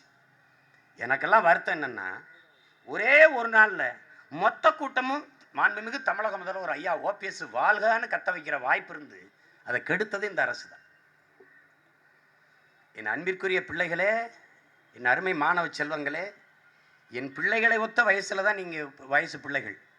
நீங்க போராடி கொண்டிருக்கிறீங்க. உங்க போராட்ட உணர்வை நான் மதிக்கிறேன். உங்க உணர்வோடு தான் நானும் பயணிக்கிறேன். இது அரசின் போராட்டம். உங்க போராட்ட கோரிக்கையில அப்படியே அரசு ஏற்கிறது. அம்மையார் ஜெயலலிதா காலத்திலிருந்து இன்று வரை ஜல்லிக்கட்டை நடத்துவதற்கு அனைத்து முன் முயற்சிகளையும் சட்ட முயற்சிகளையும் அரசியல் அழுத்தங்களையும் நாம் கொடுத்து கொண்டிருக்கிறோம். நீங்கள் அதை என்னிடத்தில் ஒப்படைங்கள். அந்த வேலையை செய்து கொடுப்பதற்குத்தான் நான் இங்க இருக்கேன். நீங்க அதை பற்றி கவலைப்படாதீங்க. உறுதியாக நாம் சட்டம் இயற்றி இந்த ஜல்லிக்கட்டை நடத்துவதற்கு எல்லா வேலைகளும் நான் செய்கிறேன். என்னிடத்தில் இந்த பொறுப்பை ஒப்படைத்து விட்டு நீங்கள் படிக்கிற பிள்ளைகள் இந்த பனியில் மழையில் இந்த வெயிலில் நனைந்து காஞ்சு கொண்டு இந்த இரவு பகல் பாராது இந்த இடத்துல படுத்து கிடக்கிறது எனக்கு மனசு வேதனையாக இருக்குது. ஒரு பக்கம் உங்கள் போராட்டத்தை நினைத்து மகிழ்ச்சியாக இருந்தாலும் மனவழியாக இருக்குது. உங்களை பெற்றோர்கள் தேடுவார்கள். படிப்பை விட்டு படிக்கிற பிள்ளைகள் உங்கள் எதிர்காலத்தை தொலைத்து விட்டு இதற்காக நிற்க வேண்டாம். இது அரசின் பொறுப்பு. அரசு நிறைவேற்றும். நம்பிக்கையோடு நீங்கள் கலைந்து செல்லுங்கள். இதை நாங்கள் பார்த்துக்கொள்கிறோம், போய் வாருங்கள் என்று அந்த பிள்ளைகள்கிட்ட பேச வேண்டாம். இந்த மக்களுக்கும் இந்த போராட்டக்காரனுக்கும் இந்த தொடர்பாக இருக்கிற இந்த ஊடகத்துக்கிட்ட பேசி அனுப்பியிருந்தா அவன் ஐயா நமக்காக பேசுறதுக்கு ஒரு அப்பா இருக்காரு, நமக்காக பேச ஒரு தலைவர் இருக்கிறாரு, அழகாக கலைஞ்சு போயிருப்பேன். யாரும் பேசலை. ஐயா பாலகிருஷ்ணன் பேசுனாருன்னா காவல்துறை அதிகாரிக்கு இதுக்கு என்ன சம்மந்தம் இருக்கு? அவன் காவல்துறை அதிகாரிக்கு எதிராக அந்த போராட்டத்தை வைக்கல. இந்த போராட்டம் அரசுக்கு எதிரானதே இல்ல, அரசுக்கு ஆதரவானது. அரசு ஜல்லிக்கட்டை நடத்தணும்னு நினைக்குது, ஆமா அவனும் நடத்தணும்னு நினைக்கிறான், அரசுக்கு ஆதரவாக வழி சேர்க்கிறான். அப்ப இதை நுட்பமா கவனிக்கணும்ல. இதுல அலங்காநல்லூர்ல மாவட்ட ஆட்சியர் போனாரா, மதுரைக்கு போனாரா, திருச்சிக்கு போனாரா, இல்ல எந்த ஊருக்கு போனார்? கோவை வஉசி மைதானத்துக்கு போனாரா மாவட்ட ஆட்சியர்? அந்த மாவட்ட ஆட்சியர் போனாரா? யார்? அந்த பகுதி சட்டமன்ற உறுப்பினர் போனாரா? யார் போய் பேசினா? இல்ல அப்படி இல்ல, ஒரு பொதுவான குழு. நீங்க கடைசியா யாரா ஐயா ஹரிபரந்தாமன், சட்ட வல்லுநர் சங்கரசுப்பு போன்றவர்களை அனுப்புறீங்க. ஓய்வற்ற நீதியரசர் ஐயா ஹரிபரந்தாமன், சங்கரசுப்பு போன்ற ஒரு சட்ட வல்லுநர்களை ஒரு குழுவை அமைத்து மாணவர்கள்ட்ட பேசுங்கன்னா அந்த பிள்ளைகள்கிட்ட பேசி அரசுக்கும் மாணவ பிள்ளைகளுக்கு இடையில ஒரு சுமூகமான உறவு ஏற்பட்டிருக்கும். அறிவார்ந்த தமிழ் சமூகத்தின் மக்கள், என் அன்பு தம்பிதங்களில் சிந்திக்கணும். மக்களால் மக்களுக்காக தேர்வு செய்யப்பட்ட அரசுக்கும் மக்களுக்கும் இடையே இவ்வளவு பெரிய இடைவெளி ஏன் வந்தது? எப்படி வந்தது? எப்படி வரலாம்? அதுவே தப்பு. இந்த நாட்டின் உயர்ந்த நீதி உச்சநீதிமன்ற நீதி, இந்த நாட்டின் மக்கள், இந்த நாட்டின் மக்களுக்கும் நாட்டின் உயர்ந்த நீதிக்கும் இவ்வளவு பெருத்த இடைவெளி. ஆனால் எங்கிருந்தோ வந்த அமைப்புக்கும் அந்த நீதிமன்றம் அருகில் இருக்கு. இந்த நாட்டின் உயர்ந்த நீதி அந்த அமைப்புக்கு அருகில் இருக்கு, சொந்த நாட்டின் மக்களுக்கு தூரத்தில் இருக்கு. அதுலதான் இந்த இனம் புரியாத ஒரு கோபம் எழுந்துருது. அதான் யதார்த்த உண்மை. அதை புரிஞ்சுக்கணும். நம்ம தொடர்ச்சியா வஞ்சிக்கப்படுறோம். கச்சத்தீவு மீட்பிலிருந்து, அணு உலை நீட்பதிலிருந்து, ஈழ விடுதலிருந்து, இனப்படுகொலையிலிருந்து, மீத்தேன் எரிகாற்றிலிருந்து, கெயில் எரிவாயு குழாய் பதிப்பிலிருந்து, நியூட்ரினோ ஆய்வில் இருந்து, முல்லை பெரியாற்று நதி உரிமை, காவிரி மேலாண்மை உரிமை, எல்லாவற்றிலுமே வஞ்சிக்கப்படுற ஒருவன் எப்படி டக்குன்னு நம்பிடுவான்? மாலையில சட்டம் இயற்றிய 23ஆம் தேதி காலையில தடியடியதுக்கு சட்டம் இயற்றி அதை அறிவித்த பிறகு அவன் கலையலைன்னா நீங்க சொல்றது சரி. அப்படின்னா நீங்க என்ன சொல்லியிருக்கணும்? போராட்டத்திற்குள் சமூக விரோதிகள், தேச விரோதிகள் ஊடுருவி விட்டார்கள், அதனால் இது போராட்டத்தை தொடர்வதற்கு நல்லா இருக்காது, நீங்க அமைதியா கலைஞ்சு போயிருங்க, சட்டம் இயற்ற போறோம் அப்படின்னு கூட அறிவிக்கல. தடியடையை நடத்திட்ட பிறகு சமூக விரோதி ஊடுருவிட்டான், தேச விரோதி ஊடுருவிட்டாங்க. இப்ப நாம என்ன கேள்வி கேட்கிறோம்? சமூக விரோதிக்கு தேச விரோதிக்கான வரையறை என்ன? அதை சொல்லுங்க. இப்ப சேகர் ரெட்டி சமூக விரோதியா சமூக காவலரா? நான் கேட்கறதுக்கு பதில் சொன்னேன். உளவுத்துறை குறிச்சு எழுதிட்டு போய் எங்க ஐயாட்ட கொடுக்கணும், முதலமைச்சர்கிட்ட. எப்படி சொல்லணும்? உங்க சீமான். எப்படி சொல்லணும்? உங்க சீமான். இப்படி கேள்வி கேட்கிறானே, எப்படி கேட்கிறேன்? இந்த சேகர் ரெட்டிங்கிற சமூக காவலனா சமூக விரோதியா? இந்த சமூக விரோதி நீங்களும் கோயில்ல ஒன்னா சாமி மட்டும் மொட்டையடிச்சு வெளியில வரீங்களே, சாலை போட்டு, இது என்ன சொல்றது? இது எப்படி பாக்குறது? நாங்க ஐயாவுக்கு சமூக விரோதியோட கூட சேர்ந்துட்டாருன்னு நாங்க நடவடிக்கை எடுக்கிறதா? எப்படி? பல லட்சம் கோடிக்கு என் ஆற்று மணலை, என் மண்ணின் வளத்தை திருடி விற்பவன் சமூக காவலன், என் மலைகளை எல்லாம் கல்குவாரி என்று வெற்றி கொடைஞ்சு ஏற்றி விற்கிறவன் சமூக காவலன், என் நிலத்தடி நீரை உறிஞ்சி பல லட்சம் கோடிகளுக்கு வித்து சம்பாதிச்சு போற அயோக்கியன் எல்லாம் சமூக காவலன், என் காடுகளை வளங்களை எல்லாம் வெட்டி திங்கிறவன் சமூக காவலன். இதெல்லாம் தடுக்க போராடுகிற நாங்கள் சமூக விரோதிகள், தேச விரோதிகளா? யாரு தேச விரோதி? இதுக்கு என்ன வரையறை இருக்கு இந்த நாட்டில்? ஒசாமா பின்னேடன் படத்தை வச்சிருந்தான்னு, ஏன் அவன் செத்து போயிட்டான்னு எல்லா தொலைக்காட்சி எல்லா பத்திரிகையிலையும் ஒசாமா பின்னேடன் மரணம், ஒசாமா பின்னேடன் மரணம்னு எல்லா பத்திரிகையிலையும் படத்தை போட்டிய அவன் எல்லாம் சமூக விரோதியா? அந்த படத்தை வெளியிட்டவன், அவன் படத்தை தொலைக்காட்சியில காட்டினவன் எல்லாம் சமூக விரோதியா? இது பைத்தியக்காரத்தனம் இல்லையா? பிரபாகரன் படம் வச்சிருந்தாங்க. பிரபாகரன் படம் வைக்காம வேற படம் வைக்கிறது? படம் வைக்கிறது யார் படம் வைக்கிறது? பிரபாகரன் எங்களுக்கு படம்ல, உருவன்ல, தமிழ் தேசிய இனத்தின் உயிர் என்பதை நீங்க புரிஞ்சுக்கணும். அதை புரிஞ்சுக்கணும். இன்னைக்கு தமிழர்கள் தன்மான உணர்வு கொண்டு தன்னலமற்று ஒன்று திரண்டு சாதிமன உணர்ச்சிகளை பின்தள்ளி தேசிய இன உணர்வில் திரளத் தொடங்கி கிளர்ந்து வர்றான்னா அதுக்கு ஒரே ஒருத்தன் தான் காரணம். அது பிரபாகரன் என்ற பெரு நெருப்பு தான் காரணம். அவரை வச்சுக்கிறாங்களாம், அது பயங்கரவாதமா. காந்தியினுடைய நினைவு நாள் 30ஆம் தேதி அந்த 30ஆம் தேதிக்கு நாள் 30ஆம் தேதி ஐயா கோட்சேக்கு, அதுக்கு நாள் கோட்சேக்கு நினைவு கொண்டாடப்படுது. கோட்சேயுடைய சிலைக்கு மாலையை போட்டு நாட்டின் முதன்மை அமைச்சர் மேன்மைமிகு ஐயா நரேந்திர மோடி வணக்கம் செலுத்துறார். இந்த நாட்டில் எல்லாத்துக்கும் தடை விதிச்சுட்டு RSS பேரணிக்கு அனுமதி கொடுக்கப்படுது. அப்போ இதெல்லாம் எப்படி பார்க்கறது?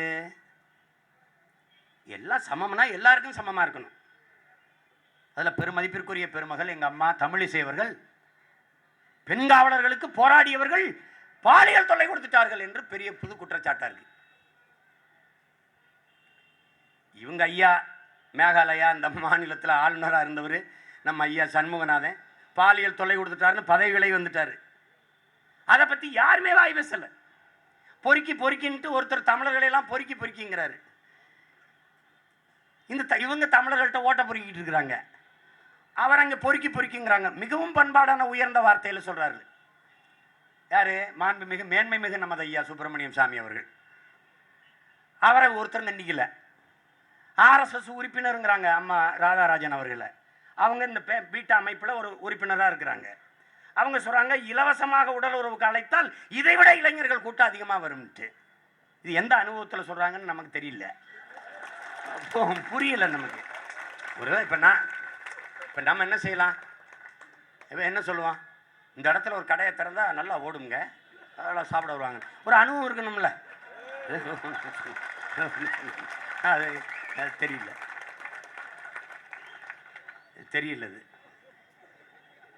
இது ஒரு பண்பாடான வார்த்தையா? இதெல்லாம் இதையெல்லாம் கண்டிக்கிறது இல்லை. அங்கே அரியலூரில் இப்போ ஒருத்தர் தங்கச்சி, நம்ம நந்தினிங்கிற தங்கச்சியை ஒருத்தர் கற்பழித்து கொண்டு விட்டான். எப்படின்னு பாருங்க, கருவை கற்பமாக்கி வயிற்றில் இருந்த கருவுக்கு கிழித்து நல்லா நண்பரோட சேர்ந்து தண்ணியை போட்டு, எப்படி பாருங்க, பிள்ளையை கொலை பண்ணி வயிறை கிழித்து இந்த குழந்தைய சிசுவை தூக்கி தீர வீச்சுவிட்டு கொண்டு கணத்துக்குள்ள தூக்கி போட்டு போயிட்டாங்க. இதை ஒருத்தரும் பேசலை. அதில் யாரா அந்த கொலை பண்ணி போட்டவன் பொண்ணை ஏமாத்தினவன்னா அது இந்து முன்னணி உறுப்பினர், இந்து முன்னணியுடைய ஒன்றிய செயலாளருங்கிறான். வாயே திறக்கலை. எப்படி இருக்கு பாருங்க, எந்த மாதிரி வேலைகளை செய்கிறாங்கன்னு பாருங்க. இதையெல்லாம் எங்கள் அம்மா கண்டிக்க மாட்டாங்க. தமிழிசை அம்மா இப்படி பண்ணிட்டாங்களே, இதெல்லாம் தப்பு யார் செஞ்சாலும் தப்பு தானே. தவறு யார் செய்தாலும் தவறு. அதுதான், அது நாட்டின் உயர்ந்த பதவியில் இருக்கிற ஐயா நரேந்திர மோடி செய்தான்னு, கடைகோடி ஒரு மனிதன் செய்தான்னு. சட்டம் அனைவருக்கும் சமம்னா அனைவருக்கும் சமம், அப்படிதான் இருக்கணும். அது நீங்கள் எங்கே அது செய்யலை? தேசிய கீதத்தை அவமதிச்சிட்டாங்கன்னு நீங்கள் சொல்கிறீங்க. ரஷ்ய தேசத்திற்கு போயிருக்கும்போது தேசிய கீதம் பாடும்போது புதின் நிற்கிறாரு, எங்கள் ஐயா நடந்து போயிட்டு இருக்காரு. புதின் தான் கூப்பிட்டு நில்லுங்க, உங்கள் நாட்டு தேசிய கீதம் தான், நேஷனல் ஆந்தம் போடுது, நில்லுங்க. நான் என்ன பொய்யா சொல்கிறேன்? இருக்கு. அவரை குறையா சொல்ல முடியாது, கவனிக்கல. நாட்டில் பல விஷயத்தை அவர் கவனிக்கிறது இல்லை. இன்னைக்கு தான் ஏதோ பாராளுமன்றத்தில் உட்கார்ந்து இருக்கிறாரு. இப்படி இப்போ பட்ஜெட் தாக்கல் பண்ணும்போது உட்கார்ந்துட்டாரு. பட்ஜெட் மேலே விவாதம் நடக்கும்ல, உள்ள போக மாட்டார். நீ விளையாட்டு சொல் போக மாட்டாரு. பாரு போயிட்டாருன்னா பாரு. அவங்களும் என்னென்னமோ சொல்லி பார்க்குறாங்க. பண மதிப்பிழப்பு, பணம் செல்லாத ஆயிடுச்சு, ஏழை எளிய மக்களுக்கு நிறைய நன்மை கிடைக்கணும். இப்போ அறிவிச்சாங்க, ஒரு நன்மையும் இல்லை. அவங்க கனவு என்ன தெரியுமில்ல, எல்லாம் செல்ஃபோனில் டிரான்சாக்ஷன் கொண்டு வர்றதான். இந்த செல்ஃபோனை உற்பத்தி செய்கிறவன் யார்? செல்ஃபோன் இல்லாமல் ஒன்றுமே பண்ண முடியாது. நீ எல்லாம் செல்ஃபோன் கம்பெனிக்காரனுக்கு வேலை, ஏஜென்ட்டு. அதுக்குள்ளே அட்டை போடுறான் பாரு, அந்த அட்டையை தயாரிக்கிறான் பாரு, அவனுக்கான புரோக்கர். இதுக்கான அரசை நீ நிர்வகிச்சு விட்டு நாங்கள் வளர்ந்துருவோம்னா என்னென்னு வளருவேன்? ஐயா பாலச்சந்தர் படத்தில் சுதந்திரம்னு ஒரு குள்ளமாக இருக்கிற பையனுக்கு பேரை வச்சு விட்டுருவார். அதுவும் அவரே சொல்லுவார், இவனை மாதிரி தான் சுதந்திரம் அடைஞ்சிலிருந்து நாடு வளராமல் இருக்கு அப்படின்னு. அது மாதிரி இது வளராது. நான் இந்த நாட்டை பெரிதும் நேசிக்கிற ஒரு மகனா சொல்கிறேன். பெரிதும் நேசிக்கிற மகனா, பரம்பரையா இந்த மண்ணில் நிலைத்து வாழக்கூடிய தமிழ் தேசியனத்தின் பிள்ளையா, இந்த மண்ணின் விடுதலைக்காக செக்கெடுத்து சிறைவிட்டு தூக்குல தொங்கி ரத்தம் சிந்தி போராடிய வழி வந்த மானத்தமிழர் மறவர் கூட்டத்தின் வாரிசுகளாக நின்று நாங்கள் சொல்றோம். எங்களை விட இந்த தேசத்தை நேசிக்க எவனும் இல்லை. நான் சொல்றேன் இந்தியா தற்சார்பு பொருளாதாரத்தை காந்தி கண்ட சுயராஜ்ய பொருளாதாரத்தை முன்னெடுக்காத வரை, தனியார்மய தாராளமய உலகமய பொருளாதார கொள்கையை கொண்டிருக்கிற வரை, சந்தை பொருளாதாரத்தை, வர்த்தக பொருளாதாரத்தை, தரகு பொருளாதாரத்தை ஏற்றிருக்கிற வரை என் நாடு வளராது. இது என் தாயின் மீது சத்தியம். நீ எழுதி வச்சுக்க. இது வாழாது. பேசிக்கிட்டே இருக்கும். இன்னைக்கு ஐயா அருண்ஜேட்லி சொல்றார், இந்திய நாடு உற்பத்தியில் 6வது இடத்தில் வந்திருக்கிறதுன்னு. எல்லா நாடும் அந்த நாடு உற்பத்தி செய்து 6வது இடத்துல என் நாடு இதுல எதை உற்பத்தி செய்யுது?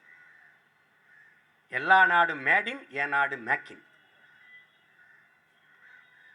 நாங்க என்ன சொல்றோம்? மேக் இன் இந்தியா வேண்டாம், மேக் இட் இந்தியா. அதை கொண்டு வாங்குறோம். நான் தயாரிக்கணும். அப்படிப்பட்ட பொருளாதார கொள்கையை வகுக்கிற வரை, அதை வார்த்தெடுக்கிற வரை என் தேசம் இந்த அல்லாட்டத்தில் தான் இருக்கும். அதை புரிந்து கொண்டு, இது வளர்ச்சி என்று எதை காட்டுது? இப்படி இந்த சாலையில் மணி இந்த பக்கத்தில் உயரமாக ஒரு கட்டடம், கண்ணாடி கதவு, கண்ணாடி ஜன்னல், பல கட்டடம், டெவலப்பு. அப்படி போன பிறகு தேசிய நெடுஞ்சாலை சர்ன்னு 120 கிலோமீட்டர் வங்கின்னு போகிற அந்த சாலை டெவலப்பு. இப்படி திரும்பினவன சாலை இல்லை, அம்புட்டிங் சவக்குழி. அதை நீ பாத்திரக்கூடாது. இதை வளர்ச்சின்னு கண்டு ஏமாறுற, அதான் ஆபத்து. இந்த 4G 5G அலைபேசி வந்துருச்சுங்கிற, இது எதை ஒருத்தன் சொல்கிறான்ல, நீ லேப்டாப்பு கம்ப்யூட்டரில் நீ அரிசியை டவுன்லோட் பண்ண முடியாது ராஜா. நம்ம ஆத்தாளப்பன்னு உழுது விதைக்கணும். அதை கவனத்தில் வச்சுக்கிறணும். நுட்பமாக கவனத்தில் வச்சுக்கிட்டு வேலை செய்யணும். இன்னைக்கு மாண்புமிகு தமிழக முதல்வர் அவர்கள் சட்டசபையில் சொல்கிறாங்க, காவல்துறையில் பாதிக்கப்பட்ட ஐயா உயர் காவல்துறை அதிகாரி சேசாய் அவர்கள் 100 பேருக்கு மேற்பட்ட காவல்துறை அதிகாரிகளுக்கு இழப்பீடு வழங்கிட்டார். 10,000 150 பேருக்கு காயம் சொல்லிட்டார். ஆனால் போராடிய மாணவர்கள், இளைஞர்கள், பொதுமக்கள் எத்தனை பேருக்கு காயம்? அவர்கள் எங்கு தங்கி எந்த மருத்துவமனையில் சேர்ப்பிக்கப்பட்டிருக்கார்கள்? எங்கு மருத்துவ வசதி உதவி பெறுகிறார்கள் தெரியல. அவன் சேர்க்கப்பட்டானா இல்லை யாரையுமே எங்கேயுமே சேர்க்கலையா? அதுவும் தெரியல. 36 பேர் தான் மாணவர்கள் கைது செய்யப்பட்டதா? இந்த எண்ணிக்கை உண்மையானதா? இல்ல. அப்ப ஆட்டோவை எரிய கொடுத்துட்டு, இருசக்கர வாகனத்தை எரிய கொடுத்துட்டு, ஆட்டோவை அடிச்சு நொறுக்கின காவல்துறை எல்லாம் நொறுக்கி விட்டுச்சு. அந்த காட்சி இருக்கு. தேடி போய் பெரிய இரும்பு ராடுகளை வச்சு அடிச்சு நொறுக்கி வண்டியில் உடைச்சது. அவனுக்கு இழப்பீடு யார் கொடுக்கறது? இந்த ஆட்டோவை எரிச்சு போச்சு, அது அவனுக்கு இழப்பீடு யார் கொடுக்கறது? இது அரசின் பொறுப்பா இல்லையா? இப்போ என்ன சொல்லுது? காவல்துறை இந்த அத்துமீறி நடந்ததா இல்லையா என்பதை விசாரிக்கிறதுக்கு ஒரு விசாரணை கமிஷன் போட்டிருக்கு. இது 3 மாதத்துக்குள்ள அறிக்கை தாக்கல் பண்ணும். என்ன தாக்கல் பண்ணும்? சட்டசபையில் மாண்புமிகு முதல்வர் என்ன படித்தாரோ அதையே தாக்கல் பண்ணும். ஐயா ராஜேஸ்வரனுடைய, மாண்புமிகு நீதியரசர் ராஜேஸ்வரனுடைய விசாரணை கமிஷன் அறிக்கை எழுதி வச்சுக்க. மாற்றிருந்தா வேற, அப்புறம் மறுபடியும் பேசுவோம். இதே தான் கொண்டு வந்து சொல்லும். அதே தான் சொல்லும். ஏன்? எப்போதுமே இந்த விசாரணை கமிஷன் ஓய்வு பெற்ற நீதிபதிகளை வச்சு அமைக்கப்படும், பணியில் இருக்கிற நீதிபதிகளை வச்சு அமைக்கப்படாது. பதவியில் இருக்கிற நீதியரசர்களை வைத்தால் அவர்கள் ஒருவேளை நீதியின் பக்கம் நிற்க வாய்ப்பு இருக்கு. பணி ஓய்வு பெற்றவர்களை அரசை நியமிப்பதால் அரசு என்ன சொல்றதோ அதன் பக்கம் தான் நிற்பாங்க. இதுதான் இங்க இருக்கிற யதார்த்த உண்மை. இப்ப காவல்துறை அத்துமீறியதா, காவல்துறை மீது குற்றம் இருக்கிறதா என்பதை கண்டறிய ஒரு சிறப்பு விசாரணை கமிஷனை நியமித்த அரசு அங்க சமூக விரோதி அல்லது தேச விரோதி ஊடுருவிட்டானா என்ன என்பதை கண்டறிந்து இந்த குற்றச்சாட்டை நிரூபிப்பதற்கு ஏன் ஒரு விசாரணை கமிஷனை அமைச்சு அதற்கு பின்னாடி முடிவெடுக்கல? இப்ப நாம என்ன கேட்கிறோம்? சமூக விரோதி ஊடுருவிட்டான், தேச விரோதி ஊடுருவிட்டான். எத்தனை தேச விரோதி சிறைப்படுத்தப்பட்டிருக்கான்? எத்தனை சமூக விரோதி சிறைப்படுத்தப்பட்டிருக்கான்? அதுக்கு என்ன பதில் இருக்கு? ஒருத்தரும் இல்லை. ஒரே ஒரு காரணம் எங்களுக்கு புரிகிறது. தமிழ் தேசிய மக்கள், சாதி மதங்களால் பிளந்து பிரிந்து கிடந்த இனத்தின் மக்கள், பன்னெடுங்காலமாக உணர்வை இழந்து, உரிமைகளை இழந்து, தாய் நிலத்திலே அடிமைப்பட்டு கிடந்த தேசிய இனத்தின் மக்கள் தமது பண்பாட்டு மீட்சிக்காக, உரிமை மீட்சிக்காக பேரடிச்சியாக ஒரு மாபெரும் புரட்சியை முன்னெடுப்பது, நாங்கள் தமிழர்கள், நான் தமிழன், நான் தமிழச்சி என்ற முழக்கங்களை முன்வைத்து இணைவதென்பது ஆபத்தானது என்று இதுவரை ஆண்ட அரசுகள் நினைக்குது. இது இனவாதம் என்று பேசுகிறார்கள். யார்? நாங்கள் திராவிடர்கள், திராவிட முன்னேற்றம், அனைத்து இந்திய அண்ணா திராவிட முன்னேற்றம் என்று திராவிட முன்னேற்றத்திற்கு கட்சி வைச்சிருக்கிற பெருமக்கள் தமிழர்கள் என்று சொல்வதை இனவாதம் என்று பேசுகிறார்கள். நாங்கள் திராவிடர்கள் என்று நீங்கள் பேசியது இனவாதம் இல்லாமல் பக்கவாதமா, முடக்குவாதமா, இல்ல சுண்டுவாதமா? என்ன வாதம் அது? அதுக்கு பதில் இல்லை. நாடு தமிழ்நாடு, அரசு தமிழ்நாடு அரசு, நாங்கள் தமிழர்கள் என்று சொல்வது இனவாதம். இது எப்படிப்பட்ட பைத்தியக்காரத்தனம் என்பதை அறிவார்ந்த தமிழ் சமூக மக்களே நீங்களே சிந்தித்து முடிவெடுங்கள். இது தமிழ் தேசியம் பேசுகிறார்கள். அப்போது தெலுங்கு தேசம், நாங்கள்லாம் பிறக்கிறதுக்கு முன்னாடி என்டி ராமாராவ் தெலுங்கு தேசம் என்ற கட்சி ஆரம்பிச்சாரு. அது அதனோடு கூட்டணி வைத்த காங்கிரஸ், அதனோட கூட்டணி வைத்த பாரதிய ஜனதா, அதனோடு நட்பு பாராட்டிய இந்த மாநில கட்சிகள், அவர்கள்லாம் தெலுங்கர்கள் தெலுங்கு தேசம் என்று சொல்வது தேசப்பற்று, தமிழர்கள் தமிழ்நாடு தமிழர்கள் என்று சொல்வது தேச விரோதமா, சமூக குற்றமா? எப்படி இருக்குது பாருங்க. ஒரே ஒரு காரணம் நமக்கு உண்மை தெரிய வருது. இந்த மாணவர்கள் போராட்டம் அறவழியிலே நடந்தால் உலக பெரும் புரட்சி, சீன புரட்சி, ரஷ்ய புரட்சி, பிரெஞ்சு புரட்சி மாதிரி தமிழ் தேசியத்தின் புரட்சி மாபெரும் புரட்சியாக நிற்கும். இது மாவோ திரட்டினதோ ஹோசிமின் கூட்டினதோ அல்ல. தன்னெழுச்சியாக தன்னுணர்வு பெற்று ஒரு தலைவன், ஒரு கொடி, ஒரு இது இல்லாமல் உயர்ந்த நோக்கம், தத்துவத்தை முன்னிறுத்தி தமிழன் பண்பாட்டு மீட்சி, தடை செய்யப்பட்டிருக்கிற ஏறு தழுவுதல் என்ற அந்த அந்த பண்பாட்டு மீட்சியை முதன்மையாக தத்துவத்தை நோக்கமாக கொண்டு கூடிய ஒரு கூட்டம்னோடனே ஒரு அச்சம் வருது. இந்த புரட்சி வென்றுச்சு, இது மாணவர்கள் போராட்டத்திற்கான முழு வெற்றி என்று வந்துவிட்டால் தொட்டதுக்கெல்லாம் இவன் போராட வருவான். அப்ப அப்படி ஒரு வெற்றிகர போராட்டமாக முடிக்கக்கூடாது. வேர்வை துளியில் தொடங்கிய போராட்டத்தை இரத்த துளியில் முற்று பெற வைக்கணும். இது அவசியம் ஏற்படுது. அடிக்கிறான். அது எப்ப பேச ஆரம்பிக்கிறாங்க? திடீர்னு சமூக விரோதி வந்துட்டான், தேச விரோதி வந்துட்டான், அவன் வந்துட்டாங்கிறாங்க. இப்ப மதவாத சக்தின்னு சொல்றாங்க. அது குறிப்பா கோவை ஆணையர் ஐயா அமல்ராஜ் சொல்றாரு மதவாத சக்தின்னு. யாரு மதவாத சக்தி? இந்த நாட்டில் திமுக பாரதிய ஜனதாவோட கூட்டணி வைக்க பயப்படுது. அதிமுக நெருக்கமான நட்பு இருந்தாலும் கூட்டணி வைக்க பயப்படுது. இது காரணம் என்ன? இது காரணம் என்ன? பாரதிய ஜனதா ஒரு மதவாத கட்சி என்று இவர்கள் தான் சொல்றாங்க. மதவாத சக்தி, மதவாத கட்சி என்று பாரதிய ஜனதாவை சொல்றாங்க. அப்ப மதவாத சக்திகள் உள்ளே வந்துட்டாங்கன்னா பாரதிய ஜனதா கட்சி தோழர்கள், அதனுடைய மாணவர்கள் உள்ளே வந்துட்டாங்கன்னு சொல்ல வர்றாரா? மதவாதம்னா எந்த மதவாதம்? கிறிஸ்தவ இளைஞர்கள் போறா இல்லையா, மாணவர்கள் போறா இல்லையா?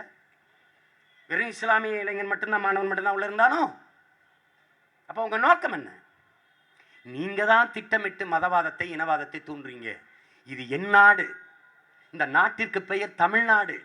இங்கே வாழுகிற 8 கோடி மக்களில் 7.5 கோடி மக்கள் தமிழர்கள். அதை நீங்க புரிஞ்சுக்கணும். நாங்கள் தமிழர்கள் என்று சொல்வது இனவாதம் என்று பேசினால் மன்னித்துக் கொள்ளுங்கள், தவிர்க்கவே முடியாது. நாங்கள் திரும்ப திரும்ப அந்த இனவாத குற்றத்தை, தேசவிரோத குற்றத்தை, சமூக விரோத குற்றத்தை தொடர்ச்சியாக செய்வோம். இது என் சமூகம், இது என் தேசம். எனக்கு காப்பாற்றுவதற்கு, என் சமூகத்தை நேசிப்பதற்கு எவனும் பாடம் நடத்த வேண்டிய, கற்பிக்க வேண்டிய அவசியம் எனக்கு கிடையாது. நீங்கள்லாம் சரியாக இருந்திருந்தால் இந்த சீமான் சந்தில நின்று கத்திருக்க வேண்டிய தேவை இல்லை. அவன் அழகா படம் எடுத்து பொழைச்சிட்டு இருந்திருப்பான். நீங்க தேவையில்லாம எல்லா பிரச்சனையும் உருவாக்குனது அதிகாரத்தில் இருப்பவர்கள். ஆனால் அதிகார உயரத்தில் இருக்கணும்னு மக்களை குறை சொல்லிக்கிட்டே இருக்கிறீங்க. அல்லல் பற்று ஆற்றாது அழுத கண்ணீர் அன்றோ செல்வத்தை தேய்க்கும் படை என்று எங்கள் வள்ளுவ பெருமகன் தந்தருளிய மறைமொழி சொல்லுது. நல்லா கவனிச்சுக்கிறீங்க. எங்கள் உணர்ச்சி பாவலன் பாடுகிறான், மாடியில் இருந்து துப்பினால் குடிசையில் விழும், குடிசையில் இருந்து துப்பினால் மாடியே விழும் என்கிறான். நீங்கள் இன்னைக்கு அதிகாரமற்ற எளிய மக்களின் பிள்ளைகள் என்று அதிகார உயரத்தில் இருக்கிற நீங்கள் அடித்து கலைக்கலாம், விரட்டலாம், ரத்தம் சிந்த வைக்கலாம், கண்ணீர் சிந்த வைக்கலாம், கதற வைக்கலாம். ஆனால் திருப்பி அடிக்கக்கூடிய காலமும் காலமும் விரைவில் வருகிறது என்பதை நீங்க புரிஞ்சு வச்சுக்கணும். எந்த அதிகாரம் எங்களை அடக்கி ஒடுக்குகிறதோ, அடித்து கலைக்கிறதோ, அந்த அதிகாரம் உங்களுக்கு கிடைக்க விடாமல் செய்வதற்கு எங்களுக்கு ரொம்ப நாள் ஆகாது. இதே மாதிரி ஒரு மேடையில் தான் சத்தியம் செய்தேன். திராவிட முன்னேற்ற கழக தலைவர் ஐயா கலைஞர் அவர்களுக்கு சொன்னேன், எந்த பதவிக்காக என் இனச்சாவை சகித்துக் கொண்டு இருந்தீர்களோ அந்த பதவியை நீ உங்கள் வாழ்நாளில் கடைசி வரை உங்களுக்கு கிடைக்காம நாங்கள் செய்வோம். அதை செஞ்சோம். இதை கவனத்தில் வச்சுட்டு இயங்கணும். உயரத்துக்கு போயிட்டோம்னு ரொம்ப துள்ளக்கூடாது. புரட்சி என்பது தலைகள் மாற்றம். மேலே இருக்கிறது கீழே வரும், கீழே இருக்கிறது மேலே போகும். இந்த செயல் தவிர்த்திருக்க வேண்டிய ஒன்று, அவசியமற்ற ஒன்று. இது திட்டமிட்டு நிகழ்த்தப்பட்ட வன்முறை. இதான் நாங்கள் வைக்கிற குற்றச்சாட்டு. அரசு சொல்றத அது நியாயப்படுத்துவதை நாங்கள் ஏற்கலை, எதிர்க்கிறோம், வெறுக்கிறோம். இதை தவிர்த்திருக்கணும். நாங்கள் பெரிதும் மதிக்கிற அரசு பன்னெடுங்காலத்திற்கு பிறகு ஒரு தமிழன், அதுவும் தூய தமிழன், ஒரு கீழ்த்தளத்திலிருந்து அடிமட்டத்திலிருந்து வந்த ஒரு எளிய மகன் என் மண்ணை ஆளுகிறாங்கிற பெருமிதத்தோடும் மகிழ்வோடும் இருந்த பிள்ளைகள் நாங்கள் சொல்றோம். இது நல்லதில்லை, அவருக்கு இது அழகில்லை. ஒரு மிகுந்த பண்பாளர், ஒரு எளிய மகன், அவர் பிள்ளைகள் உட்கார்ந்து போராடுது. அவரால் பேசி இது அருமையாக சுமூகமான ஒரு தீர்வு கொண்டு வர முடியாதா? அடிச்சு தான் கலைக்கணுமா? உங்களுக்கும் கருணாநிதிக்கு என்ன வித்தியாசம் இருக்குது? ஈழ போராட்டம் நடக்கும்போது மாணவர்கள் முத்துக்குமார் சாவிலிருந்து தன்னழிச்சா பல லட்சம் பேர் போறான்னா, அவர் படக்குன்னு கல்லூரியை மூடினாரு, பள்ளிகளுக்கு விடுமுறை விட்டாரு, தங்கும் விடுதிகளுக்கு விடுமுறை விட்டாரு, போராடின பிள்ளைகளை எல்லாரையும் தேசிய பாதுகாப்பு சட்டத்தில் கைது செஞ்சாரு. என் இன மக்கள் கொன்றொழிக்கப்படுகிறது எப்படின்னு காணொலி துண்டுகளை கொடுத்தவர்களெல்லாம் சிறைபிடித்தினாரு. தேசிய பாதுகாப்பு குண்டாஸ் ஆக்ட் போட்டாரு.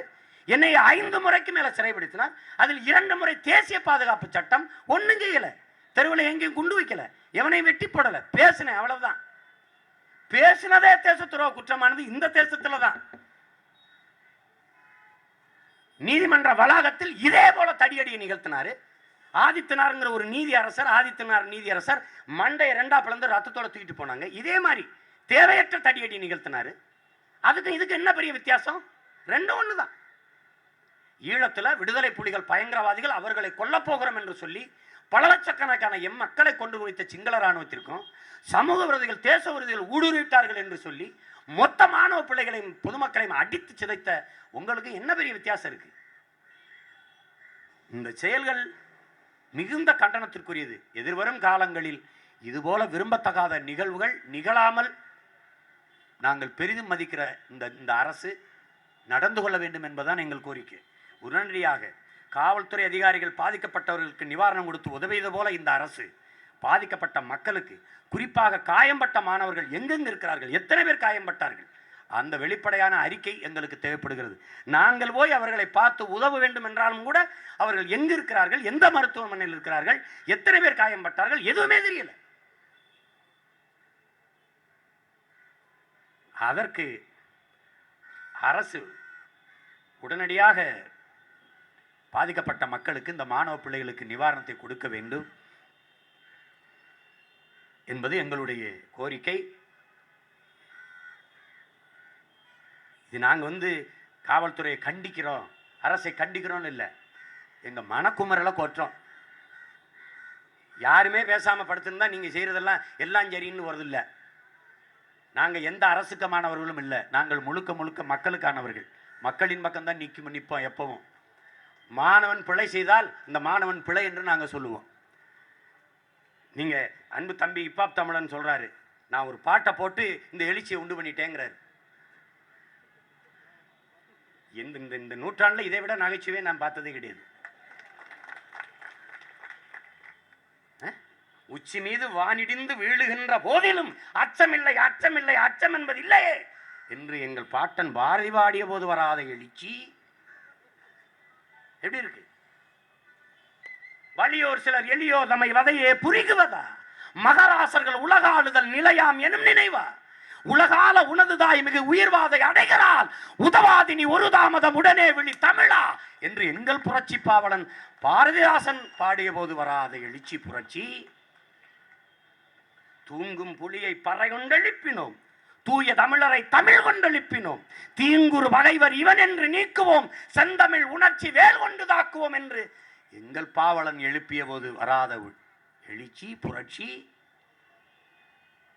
கெஞ்சுவதில்லை பிறர்வால் அவர் செய் கேட்டு நிற்கும் அஞ்சுவதில்லை, மொழியையும் நாட்டையும் ஆளாமல் துஞ்சுவதில்லை என்று எங்கள் பாவலரேறு பெருஞ்சித்திரனார் பாடிய பாக்களில் வராத எழுச்சி புரட்சி.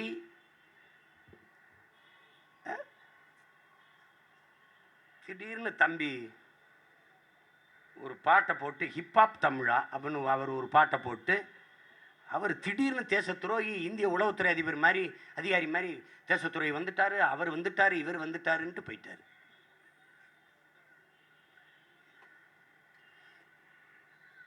அந்த ஒரு பாட்டுக்கு கொண்டாடிய தமிழ் சமூகம் நீ தலைகளான்னு எந்த பாட்டு போட்டாலும் உன்னை கேட்காது, கேட்கவே கேட்காது. உன் வேலை என்ன? உன் வேலை என்ன? பாட்டு போட்டு இப்போ நாங்கள்லாம் வந்தோம்பாங்க. ராகவேந்திர லாரன்ஸ் பேட்டியில் சொல்றாரு, மாணவர்கள் நாங்கள் போராடும்போது நீங்க எந்த கல்லூரி மாணவர்? உன் வேலை என்ன? தேவைப்பட்டால் அரசியலுக்கு வரும்னா, ஐயோ நாங்கள் அதுக்காக தான் காத்திருக்கோம் வாங்கங்கிறோம். விஷயத்துக்கு வாங்க. இந்த மானங்கட்ட தமிழ் மக்களை வரவனெல்லாம் செருப்பால் ஒரு தடவை அடி, விளக்கமாத்தால் அடி, அதுவும் தேஞ்ச விளக்கமாறு கட்ட விளக்கமாறு கொண்டு அடி, அப்பவாது இவனுக்கு சூடு சொன்ன வருதான். வா எல்லாரும் வா, நாங்கள்லாம் மாணவர். உனக்கு என்னங்க வேலை? ஒரு போராட்டத்தில் புரட்சியில் லஞ்சம் கொடுத்து செய்து கொண்ட ஒரு போராட்டக்காரன் நீங்க பார்த்திருக்கியா? ஒரு தொழிலில் வியாபாரத்தில் பங்கு சேர்ந்துக்குருவான், 1 கோடி தரையை நெஞ்சத்துக்குன்ட்டு. புரட்சியில் போராட்டத்தில் 1 கோடி கொடுத்து போராட்டத்தில் சேர்ந்துக்கிட்ட ஒரு வீரனை நான் இப்போ தான் பார்க்குறேன். 1 கோடி கொடுக்குறேன், என்னையும் ஆட்டத்தில் சேர்த்துக்கிறியாடா? டே என்னையும் சேர்த்துக்கிறியா? யார்கிட்ட கொடுத்திய?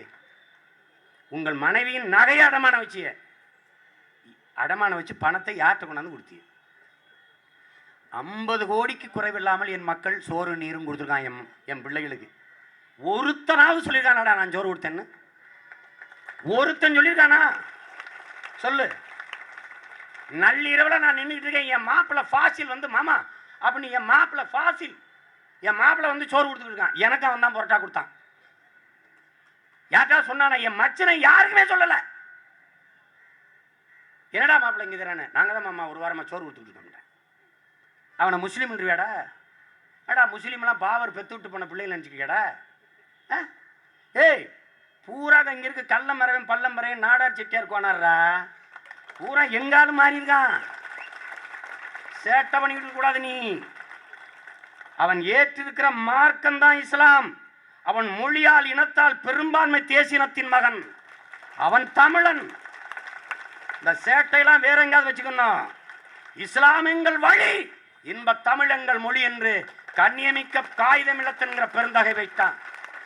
நான் அல்லாஹ் என்று அழைப்பதற்கு முன்பே அம்மாவென்று நான் அழைத்தேன்ட்டான். நீ அவன்கிட்ட போய் பேச கூடாது. நீ இன்னைக்கு வரைக்கும் ஓஞ்சுக்கலாம்பிரதம் நக்கலாம்பிரதம் இங்க வந்துக்கிட்டு அவன் அது இதெல்லாம் சேட்டை பண்ணிட்டு அழையக்கூடாது. தோழைச்சுக்குருவா நீ. விளையாட்டு பண்ணிட்டு கூடாது. இது ஒரு தேசிய இன போராட்டம். இங்கே சமூக விரோதம் இனவாதம்லாம் பேசக்கூடாது. இது என் நாடு. இது தமிழன் பேசுவது என்பது என் மாண்பு. இங்க எவன் ஒருவன் தமிழன் என்று பேசலையோ அவன் தாண்டா இனவாதி, அவன் தாண்டா இனத்துரோகி, அவன் தாண்டா சமூக விரோதி. இங்க தமிழன் என்று பேசுபவனை எவன் ஒருவன் இனவாதி இனவாதம் பேசுகிறான் என்று சொல்கிறானோ அவன் தான் மிக கொடுமையான இனவாதி என்பதை அறிவார்ந்த தமிழ் சமூகத்தின் மக்கள் புரிந்து கொள்ளணும். அவங்கள அடையாளம் கண்டு நினைவில் வச்சுக்கணும். கவனமா இருக்கணும். இந்த எழுச்சி ஓயக்கூடாது. போராடி என் தம்பி தங்கைகளுக்கு சொல்லுவேன், ஒவ்வொன்றுக்கும் உட்கார்ந்து போராடிட்டு இருக்க முடியாது. அங்க உட்காரவன இதெல்லாம் சரி செய்யறவனா பார்த்து உட்கார வைக்கணும். ஒவ்வொன்றுக்கும் உட்கார்ந்து போராட்டி இருக்க முடியாது. அப்படின்னா வேற வேலை செய்ய முடியாம போயிடும். கவனமா செய்யணும். நமக்கு ஒரு காலம் வருது, அதான் தேர்தல். ஒரே ஒரு ஓட்டு போட்டு நீ வீட்டில் இரு, எல்லாம் நாட்டை சரி பண்ணிடலாம். நீ இல்லைன்னா ஒவ்வொன்றுக்கு ஒரு ஓட்டில் நின்று போராடிட்டு இருக்கணும். கவனமாக பண்ணணும். இந்த போராட்ட உணர்வு, இந்த போர்க்குணம், அந்த புரட்சி தீ அணைய விடாமல் அடைகாத்து வைக்கணும். அது ரொம்ப முக்கியம். தம்பி முத்துக்குமார் இறந்த போது பேரெழுச்சியான ஒரு மாணவர் இளைஞர் கூட்டம் எழுந்துச்சு. 1000 அமைப்புகள் வந்தது. முத்துக்குமார் மாணவர் இயக்கம், முத்துக்குமார் பேரவை, முத்துக்குமார் மன்றம் என்று. இன்னைக்கு ஒன்றும் இல்லை. நாம் தமிழருங்கிற ஒரு கட்சி மட்டும்தான் முத்துக்குமாரை எழுச்சி மிகுந்த இளைஞர் பாசறையின் குறியீடா நெஞ்சல தூக்கிக்கிட்டு இன்னைக்கு அலையுது. செங்கொடின்னு ஒரு தியாக தீவன் செத்தா என் தங்கச்சி, ஒரு வய கண்டுக்கல. நாம் தமிழர் கட்சி மட்டும்தான் ஒவ்வொரு நினைவு தினத்துக்கும் அவளுக்கு வணக்கம் செலுத்தி மகளிர் பாசறையின் எழுச்சி மிகுந்த குறியீடா அவளை தூக்கி சுமக்குது. அப்படி ஒவ்வொரு காலகட்டத்திலையும் அப்படி கூடி கலைகிற காகங்களா நாம் இருந்துடக்கூடாது. கூடி பொழிகிற மேகங்களா நாம் மாறணும். அது ரொம்ப முக்கியம். மெரினால 144 தடை உத்தரவு போடப்படுதுன்னா மறுபடியும் இந்த படை கிளம்பிருங்கிற பயம் இருக்குங்கிறத நம்ம புரிஞ்சுக்கணும். அந்த பயம் கடைசி வரைக்கும் அதிகாரத்தில் இருப்பவங்களுக்கு இருக்கணும். அதை ஒன்று நீங்கள் புரிஞ்சுக்கணும். தம்பி அஜயன் பாலா எழுதியிருக்கான் ஒரு கவிதையில், கடற்கரையில் கூடுகிற பறவைகள் கலைந்து போகலாம், ஆனால் மறுபடியும் கூடும். ஆனால் மறுபடியும் நாம கூடணும். அடிமைப்பட்டு கிடக்கிற தமிழ் தேசியனத்தின் உரிமை மீட்சிக்காக, தமிழ் மொழி மீட்சிக்காக, தமிழர் இன எழுச்சிக்காக, பன்னெடுங்காலமாக சாதி மதங்களால் பிளந்து பிரிந்து தாழ்ந்து வீழ்ந்து கிடக்கிற தமிழ் தேசியனத்தின் எழுச்சிக்காக ஒரு மாபெரும் அரசியல் புரட்சியை இந்த மண்ணில் கட்டி, ஊழல், லஞ்சம், பசி, பஞ்சம், சாதிய இழிவு, தீண்டாமை, அடக்குமுறை, ஒடுக்குமுறை, பெண்ணி அடிமைத்தனம், மது, மத போதை, இது ஏதுமற்ற ஒரு தூய தமிழகத்தை படைக்க, உலகத்தின் தலை சிறந்த நாடாக இந்த நாட்டை மாற்றி படைக்க இளைய தலைமுறை புரட்சியாளர்கள், என்னிலும் இளைய என் தம்பி தங்கைகள் அநியமாக வேண்டும். அநியமாகி விட்டீர்கள். ஆனால் அந்த விடுதலை நெருப்பு, அந்த உணர்வு அணைய விடாமல் அடைகாத்து வையுங்கள். நிச்சயமாக நமக்கான காலம் உருவாகி கொண்டிருக்கிறது. புரட்சி எப்போதும் வெல்லும்.